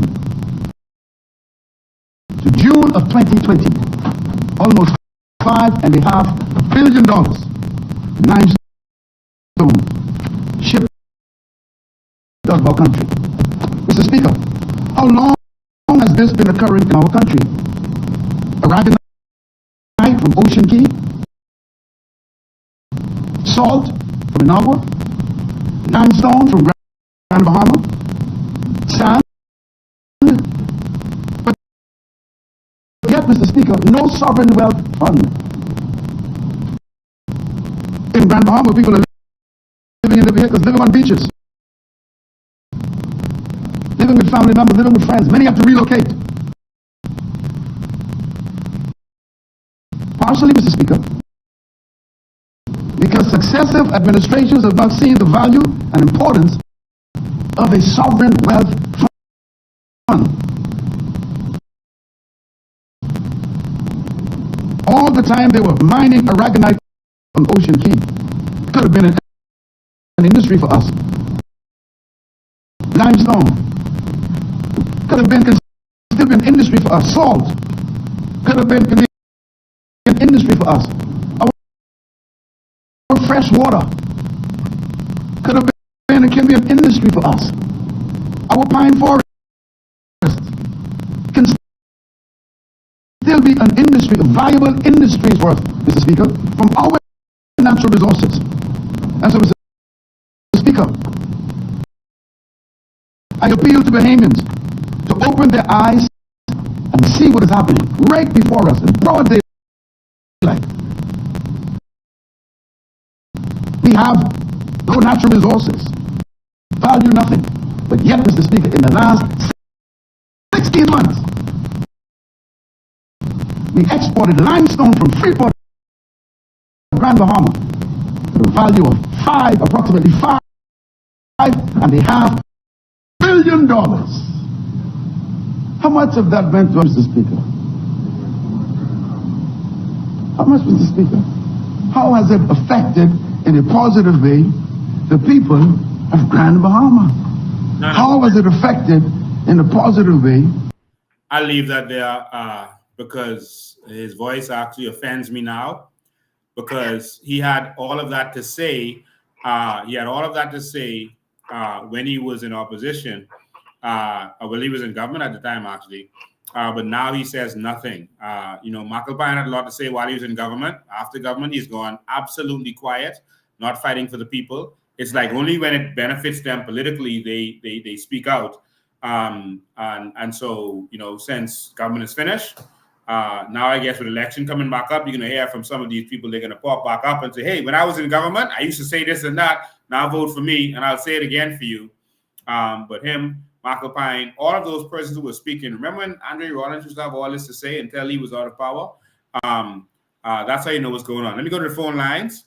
Good afternoon, you're live. Hey, good afternoon, Lincoln. Yeah, man. Yeah, you must have been sitting in one of my chairs in Prince William, man, because we share the same views. Like just now, you say you can't stand the voice no more. That happened to me too with Barry Christine. Every prime minister since then, I can't, especially Fred Mitchell, I cannot stand the sound of their voice. I turn off the minute I see them. But I didn't call you for that. You mentioned that Pintard was a poet, right? Yes. But I'm a poet myself, and you heard one of my stuff, because you just quoted it just on your show just now. Oh, wow. That's why I call it. The song is called Mommy No Light in the Kitchen. Oh, my God. I wrote that. No way. Let me tell you something, Mr. B. God be my judge on this Sunday. This is a spiritual court. And that line you put in was the line I was looking for. I couldn't figure it out. Mommy, no light, no light. Because that's basically Asian dialect. They'll say that. Yes. Right? It rhymes. I didn't want to say mommy, no light, no rent. But that was the point, right? Yes. I also wrote a song called Amdi Baba. And people would say, no, Ali Baba. I say, if it's a hit, I'll accept what you believe it is, right? Mm-hmm. Now, but that's my message to the vehement people. That's what I call you for. I also wrote a very popular song called Tell All I Ain't Here, You Better Come On Now. Oh, my God. And Great job. The vehement people, you all better come home. You've been led astray. Yes. Come home. Forget these weird PLP and F&M. They're not that anymore. They're just colors these days. They have the principle and the ideology that started that party or those parties, I should say. Yes. So I just wanted to say that. My mind's going forward, but I just wanted to say that to you and I tell you this right now, I'm kind of embarrassed, but this will be my first election I ever voted in. I'm 70 years old. 70? 70, man. Wow. And trust me, because I'll turn 70 before the next election. My birthday's in October. I promise you, that vote is coming for the COI. Thank you. I will not throw my vote away. And even they say you're throwing it, I'll throw it 100 times before. Because if I could suffer at 70 like this, I could suffer on. I don't care if any PLP or FNM is. I really don't care. I mean, I care enough for the country to try again, but I don't care about how they feel about me. But people say, oh, they recognize my voice. A lot of people know who I was already in musician on the country. I really don't care, man. I put my neck out there this time, because if we don't get this election right, just like Trump and this lady across the street, this whole world will change right in front of us, and they'll not be able to do anything about it. But in the Bahamas, it'll be over. I don't know, America could bounce back, but the Bahamas, it'll be over. And you know why? Because the same song said, Mommy No Light in the Kitchen is a Haitian song, but I'll leave it right there. Wow. All right. Thank you for your call, man. I appreciate it. All right. So, ladies and gentlemen, I was looking for the other document, but I changed the file. But it's on our documentaries. If you go into the finale, the last with the documentary that we did, you could actually see the customs document that actually shows how much customs gets for it. I moved the file from another live when I showed it, but I'm going to show you this other document here. I don't think we put this on when we did that documentary. And here you can see the declaration. This is Morton Bahamas Limited. All right. And this is showing how much salt they take out of the country. And so the salt, they call it crude salt. And you can see the quantity they were taking out. And this is in tons. Units is in tons, short tons. And so that's 44,319. So it's really in tons. This is about roughly 50,000 tons. All right, 50,000 tons. All right, of thing. They put a little value on it of $494,000, right? So that's the value they put on that. But the value really is $300 million. So this is how much tons they're taking out. This showing you this how much tons of salt is being carried out of this country every time that ship comes. Every week when that ship comes, that's what they're taking out. Now they're lower value than just like the value that Vaughn Miller just quoted, where they said 5.4 billion. No, that's the raw value they put on it, which is nothing. That's not what it sells for after. All right. That sells for much more. It could sell for 10 times as much, which could be 54 billion. It could sell for twice as much. It will be basically 11, 12 billion. And so it could sell for more. But this here, they did the same thing. So they put a lower value on it. They're taking $300 million, but the value here is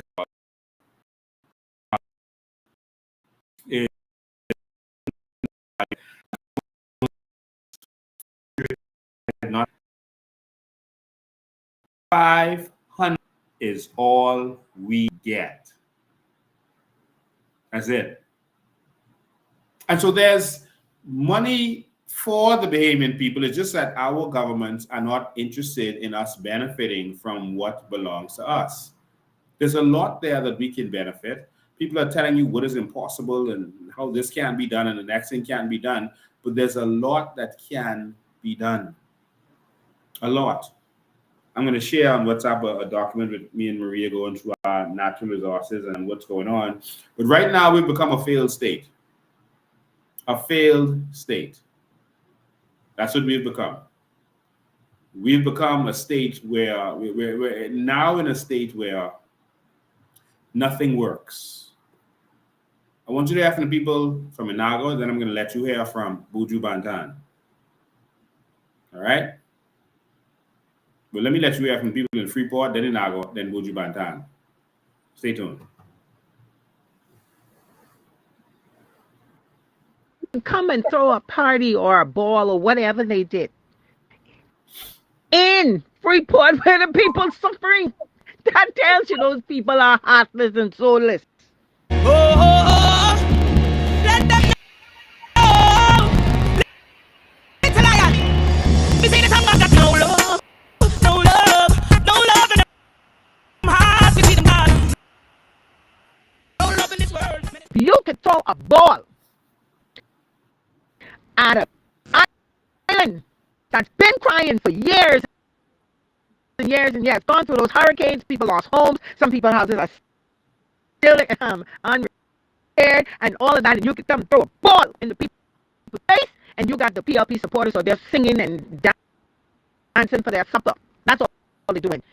That tells you how heartless and how they're not in touch with the people. No love in them hearts. You see them God. No love in this world.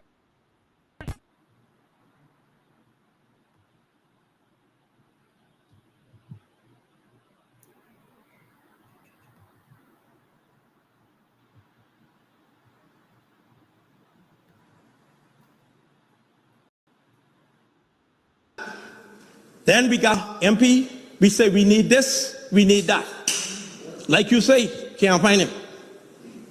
Can't find him. I is he right on, man. Can't find him. And I ain't scared. I want you to look at me. I am not afraid of you or nobody else. We need some representation in Inagua.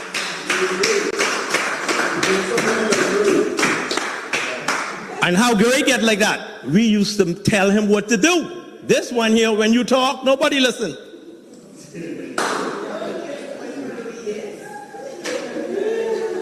So look here, talk it to the MP. I have to get it off of my chest. Nobody listens. These are the things called in Nassau. Oh, Brave is my godfather. You see, let me know results. We are sick, tired, and fed up. Inagua need some changes. So look, who we talking to? It's cheaper we go join them Haitians? Because we was talking to them. This is almost 3 years now. I can tell you all right now, nobody in Inagua make $1 or $1.50 yet from the PLP getting power. That's right, this is me, Leopold Mullings, talking to you. It's a crying shame what we're going through. But I don't want to talk all in here. We've been treated too bad in this island. Our stuff is costly all around. Everything comes from Nassau. We have to pay freight. We have to pay VAT. We have to pay extra on everything. So time for this to change. Inaguans deserve better. We deserve better. Now I'm going to bring you to Debbie Piper. Good evening. I know after this meeting I'm going to be victimized, and I don't care. The government... Come on. And we have another situation again. We have dentists. We don't last the dentists being in Inagua. What happened to the dentist? All those dentists in Nassau. Why we can't have one come down like how we used to every 3 months? Come on. We deserve more in Inagua. We vote just like everybody else. Yes, we get different parties, but come on. You all need to pay more attention to Inagua. You all need to pay more attention to Inagua. We have situation that is happening here. People just are tired. They are tired. And guess what? And I have some of my executive team here that they could attest to that. Some of the things that the government is lacking off. Come on, Inagua deserve more. Come on, let's show that say Inagua deserve more, Prime Minister. Prime Minister Davis, we deserve more. To look forward to, nobody to turn to. You call on the government, nobody there. It's like we don't even have an MP. We being neglected. But soon as the Haitian comes in, everything what they ask for, they get. We live here in tax and can't get nothing. Can't get nothing. BPL is a problem. I mean, everything is going haywire in Inagua. Inagua's at a standstill, you know, and we need the government to please come and answer some of these questions we have for them, because we have no MP. We see no MP. You know, you promise us the school. There is too much problem in Inagua. They have no plan for Inagua. And the government need to come, because in the next 2 to a year and a half, they'll be here knocking on this door, and they sure nobody gonna open up to them. Left or right, I don't call no name. You know, you all know who's left or right. Who's elect them? You nobody checking for the government no more, because they ain't checking for us. Okay. Wow.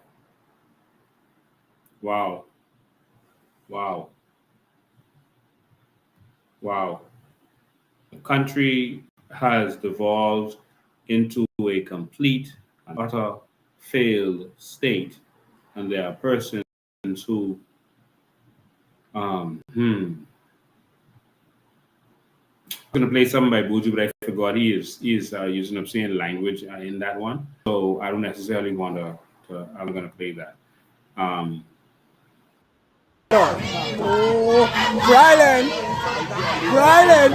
we deserve it.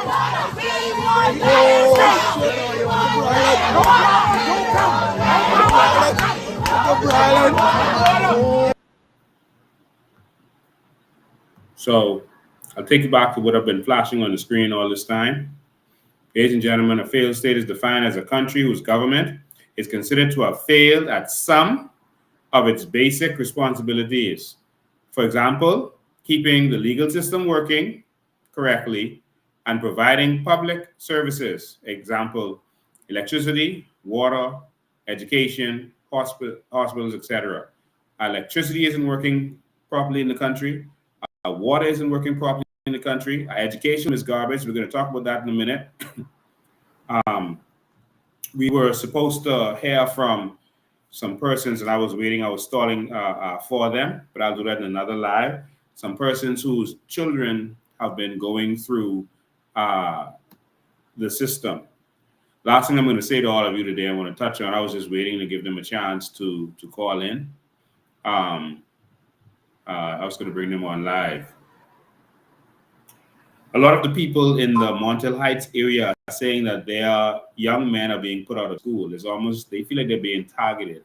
And they feel like it's a money-making scheme, because they put them out of school and then send them to the shock treatment thing. And they feel that shock treatment is being paid for each boy that comes in. And they feel that that's a money-making thing for them. And they feel that the boys are being dealt with mercilessly. And I wanted you to hear their opinions on all of this so that you could hear from these people. One lady introduced me, and this is Montel Heights, the Minister of Education's constituency. She's Anglican, and Montel Heights is an Anglican. So the boy has a B+. He got all B+, they said. And he, you know, some boys targeted him. He defended himself. He ended up getting expelled. And when he's in grade 10, and he should have been going in grade 12 now, but he was put out. He went to shock treatment. He got beat up. He feel that he was assaulted. They said he was all swollen up, and so you know, she was advised, to not send him back there. She went, did a police report, got a doctor's report, and they get the doctor's report. They're not even getting the doctor's report. It was like it's a cover-up. And so she, all of them feel like these boys are being expelled. So what do you expect them to do? Isn't crime going to go up when our young men are being treated that way, put out of school? Like so many of them are just on the streets, out of school, and they're saying that these kids are bad. And what the lady said to me was that they're saying that these young men are bad, but they're not in any problems. Since they were put out of school, not them any problems. They are working now, trying to survive, trying to make it out wherever they can, doing construction or whatever they can do. Some of them are put out of school when it's illegal to hire them, but they have to eat. And so they're working and they don't get in trouble. They're not troublesome boys. They don't get locked up. They get no problems. And so how is it that you couldn't handle them then, and you had to put them in a system to where money could be made from that system? This is their opinion. And, that's going to have an effect. When you bring in these foreign young men into our country, illegally in most instances, and they're replacing our young men with jobs, and our young men can't qualify for jobs because they can't graduate. They're being put out of school because we don't have a proper educational system to deal with them. And then you have this idiotic system. Glennis Anna Martin, I'm going to say this to you, and I'm going to say this to you one time. We have to get our educational system together, and we have to do that now. This system that they have in place is hurting our young people. The qualifications that they put in place for a young child to graduate now is idiotic and makes no sense. If you don't pass your BJCs, which you take in grade 9, you cannot graduate. You cannot graduate if you don't pass your BJCs. Think about that for a second. So if I can't pass my BJCs and I took it in grade 9, one, that shows the school system failed, not me. The school system failed me because they couldn't teach me how to pass the exam that they're giving me. 1. 2, why should I stay in school if I didn't pass that? What's the point? I can't graduate, so we're staying in school. Why would you penalize a child for not being up to par in grade 9 when you have another 3 years to get them up to par? You failed. The child didn't fail. You failed. And you have another 3 years to get them to where they need to be. But you are making it so that they cannot graduate no matter what they do. If they get all A's 4.0 for the rest of the years, they can't graduate because they didn't pass the BJC back in grade 9. Call, I'm coming to you right now. Just hold the line. And the BGCSE, and this is idiotic. We know these PLP politicians like to call people idiots that don't believe in what they're talking about. But Glennis Anna Martin, this is idiotic. And you should have done something about this. The BGCSE, Glennis Anna Martin here. The BGC exams are a failure. Most people are failing that. What are we talking about? Let me show you how imbecilic this is. And I'm sorry for the strong words, but our children are suffering and our future is in jeopardy as a nation. And we are taking this lightly while protecting those failed politicians making all this money and then praising them. Oh, I like her. She's a failed minister of education. I do like her. But she's a failed minister of education. Put her in the Ministry of Social Services or something. As Minister of Education, she has failed. 1, that rule should have been changed. 2, how could you get anything called, I'm coming to you in a sec, just hold on. How could you get anything other than a D average if you're starting off by many children are not allowed to take the extended paper? There's 2 papers for the BGCSE. There's the regular paper, the standard paper, and the extended paper.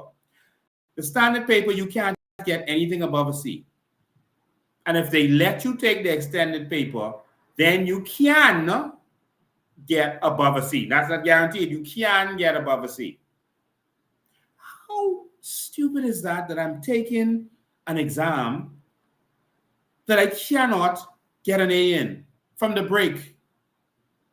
If the children can only get a C, how could it be anything other than a D average? Why would you have an exam that I cannot get the ultimate in? There's some children who are taking exams. They might not have been good at doing their homework or et cetera, et cetera. I was one of them. My daughter's just like that. I was so busy doing so many things because I have a lot of gifts and talent. I was doing a lot of things. I was track. I was doing martial arts, music, singing all over the place. But I wasn't really concentrating on homework and stuff. But you put me in front of an exam, I'm going to ace that because I have a high IQ. Okay? And so my daughter did the same thing in the US. And so now they're skipping her a grade. But because she just came and took a bunch of tests and extremely well in there. Some children are good at tests. I can sit down in the classroom and I hear the teacher say something. I'll never have to study that because once I heard that once, that's in me. And you can see it by the way I can talk to you without using paper. But there are some children that can take exams well. Give them that chance. They still know the same amount of information. Give them a chance. Give us an exam where the child can get an A. So they'll be deducted for whatever they did. If they didn't do their homework, then okay, good. But ACs, give them their A. On their BGCSEs, give them their A. Give them a chance. You are killing our children's grade and our educational system by making it so that they can only get the highest of a C if the teacher say so. Come on, man. How dumb is that? 50 years we've been at this. And we are praising failure. Let me take this call and I'll finish up. Good evening, you're live. Yeah, good afternoon, Lincoln. Good afternoon, Bahamas. First of all, let me say this. My heart goes out to the people in Bryland, the folks in Eleuthera, and the folks over there in Inagua. I mean, we all had an incident where BEC went off for a couple hours, and that was torture, and that was only one night experience. Wow. So just imagine what those 3 islands are going through. I feel their pain. I feel their pain. And let me just another thing I want to say. This situation in school where young men and young women having problems. Now, I speaking from my experience in school, right? Those students that are very slow, what they need to do is set up a program in these schools whereby they have a weight class, like teaching mechanics and electrical and carpentry and stuff like that. Because every young man and young woman have a gift, Lincoln, like you say, a gift and a talent. Now, thank God that's what saved me. I had a gift, I had gifts, I had talents, but didn't know until someone came to my rescue and encouraged me to move from where I was and learn a trade. So my trade that I took up was carpentry. Now, thank God I knew how to read and I knew how to write. But the other things is catching on, all these different things, and what the people, the youth back in the day, they could go and just learn these things and become good at it. But I was very slow, me and a few others in school. And thank God that was an example. A friend came to me and said, "Man, look, come work with me. I can teach you a trade."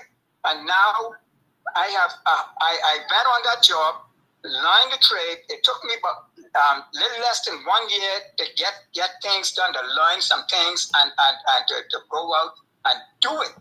You see?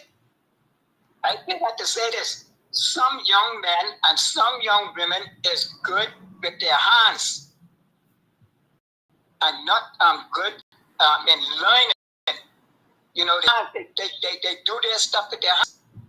So if we had programs in school to teach these young people when they come across them and find out, look, at this person can't go nowhere, he ain't learning nothing. Take him and put him or her in a school of teaching how to do things with their hands. And I guarantee you, we would not have had this big problem in our country. That is true. With young men out they can't find a job because they get to do that job. You see? Yes. I speaking from my perspective. I was there. Yeah. And now I have put myself out there, and people get to know me. And I am able to. I'm wishing for myself. Thank you, caller, but I gotta run. All right. We appreciate you. Thank you, man. You know, he is correct. Call you live. Go ahead. I just had to call back in here. Let me tell you what happened in the education system. There's something called classification. You classify persons. This is what I think they need in the educational system. You have you look at a group of persons and you put them in different. When you classify them, you put them in different areas. For instance, everyone don't have the brain. Like what you said, some persons they can run exams and just kill it. It's not that the persons who some persons go an exam wrong and they cannot pass the exam, but they really know it because when they get in that wrong, they get, really everything becomes fall for them. But what they need to do, this is a suggestion. What they need to do, Mr. Bay, we don't need no more school building, no more schools. What we need in this country is all the young men and young women. You teach, after you have classified certain, go to the group and classify them, you teach certain persons who cannot pass exams. I don't know why they want to give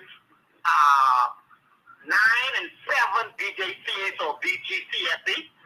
When you have all they need to teach to young men, English and maths, and teach them a trade.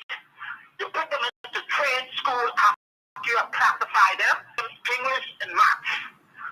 And that's all they need. The other class, after you classify them, well, if they can pass 7 and 9 BGCSE and BJC, then you put them there. Everyone. The problem is, and the mistake, they try to put everyone in the same group. You cannot do that. Yeah. Everyone. You cannot do that. So what we need in this country now, we need more trade schools. And persons who don't have BJC or BGCSE, they don't need that. Once they operate in their common sense and they learn maths and English and put them in a trade school, we will have business in this country. We don't need the foreigners to come in here. And that's one of the problems. And so what we need, the young men, let me just say this again, Mr. Bain.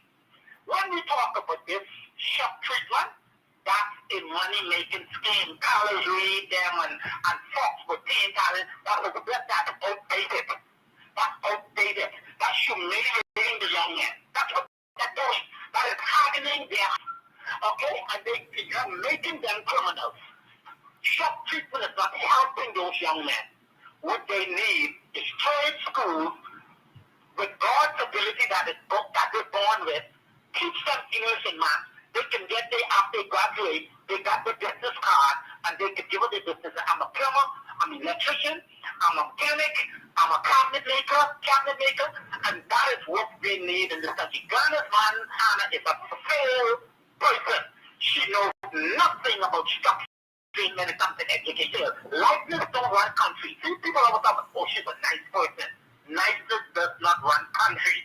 What run country is common sense. We must be, and I hope the COI be a party of common sense. That's what we need.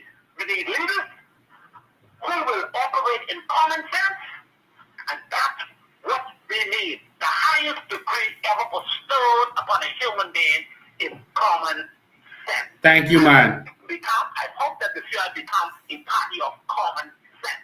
Thank you, man. I appreciate you. All right. And so the education system has failed. And if you look at our education system that we're going to put in, it's on our website. Some modifications are going to happen that when we bring out Vision 2030. but everything is right there. This is our website, by the way. We're making some changes to it as we go. But this is our website. A lot of information is here. Go here. And I wanted to show you a new feature in this website. I'm going to show you it in a minute. So, but if you scroll here, you will be able to see certain information to learn more about different stuff, become a member. Candidates can apply on here.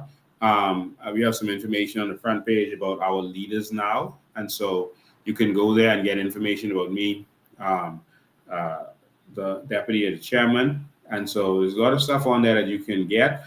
Like I said, there's people having questions about, what's Lincoln mean? What has he done? Like, they're like trying to compare me and Pintard, I guess, for some reason. There is no comparison. And I say that humbly. I've done a lot of things and a lot of things for the common man while not being interested in politics, not interested in it at all. I came into politics later when I saw that they weren't going to do anything for the Bahamian people. All right. And so if you go at our website, you can see information about me and some of the stuff I have done. These are just highlights. Here it talks about me. It introduces me, the political goals that I'm focused on here. If you continue down, it talks about a little bit of my early life, school, police force, et cetera, et cetera. It talks about career in business, industries I've been interested in. Empowering Bahamians, which is something that was a big part of what I've done over my life, the business boot camps I've done, the educational seminars that I've done. All of these are successful things, very successful things. Someone asked, what has he been a success at? We had a lot of successful businesses. We've had a lot of course, going into activism, you're going to be attacked, but I won't go into that. Successful seminars. Over 1,000 people came to the business boot camp. This is training people how to trade different things. Thousands of people were able to train, and a lot of people got certified because of that. We took people to China, very successful.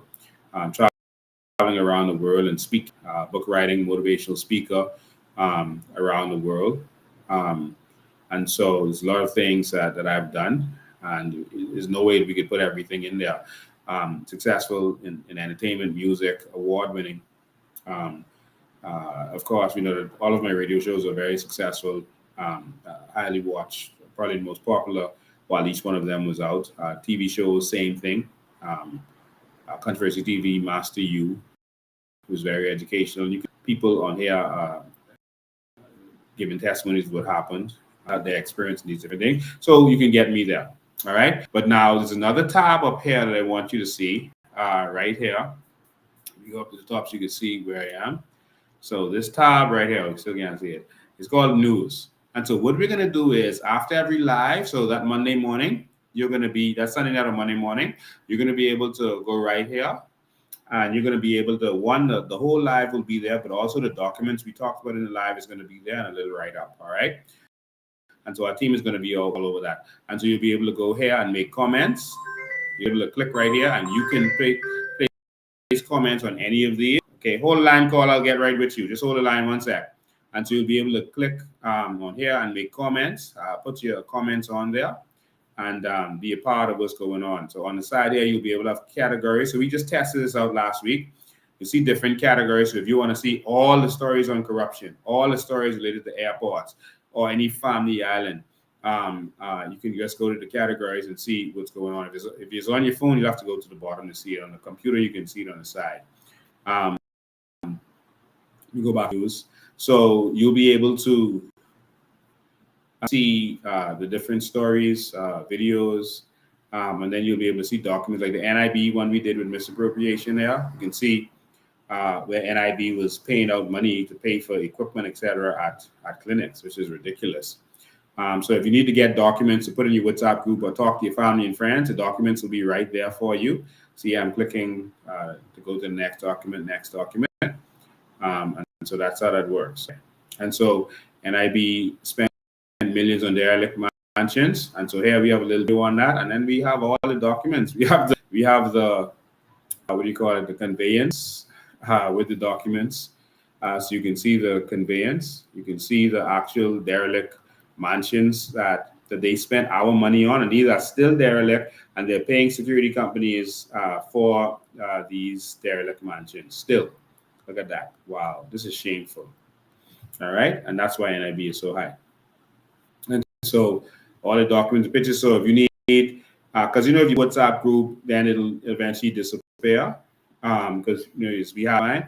But this is a resort, so you're going to be able to come here and get all information that you want or you need. All right. So NIB in the executive page, so they did see the document right here. So that's what we're going to do. So the documents that we talked about today, any little clips that they want to put from the live. So the little clips will be there. So the city market staff thing. So right here, you can see a clip from it. This isn't the whole live. The clip from it is going to be there.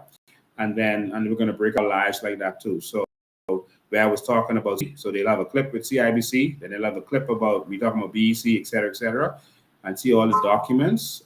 So it's going to be right there. All right. And then if you want to do a search, just go to the side. So everything with NIB. So if you want to see all the NIB articles, boom.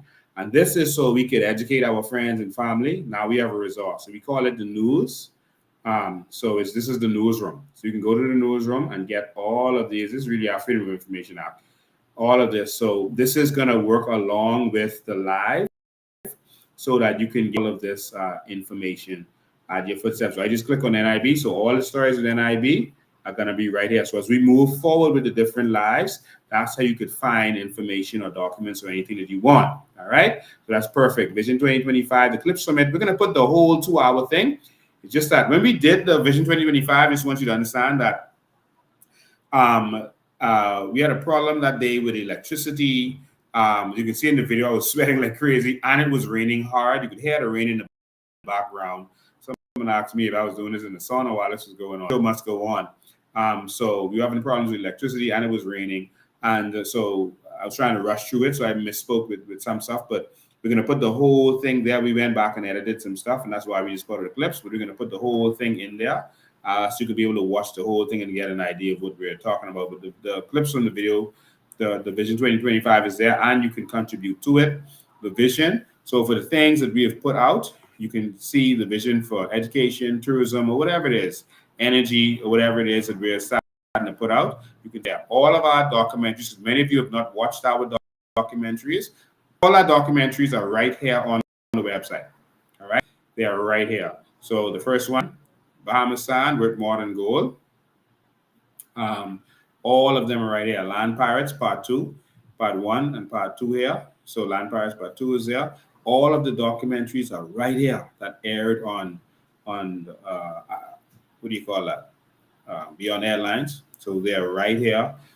You can go and watch them at any time. I advise all of you to go and watch these, get your information up, and get ready for the Bahamas. All right.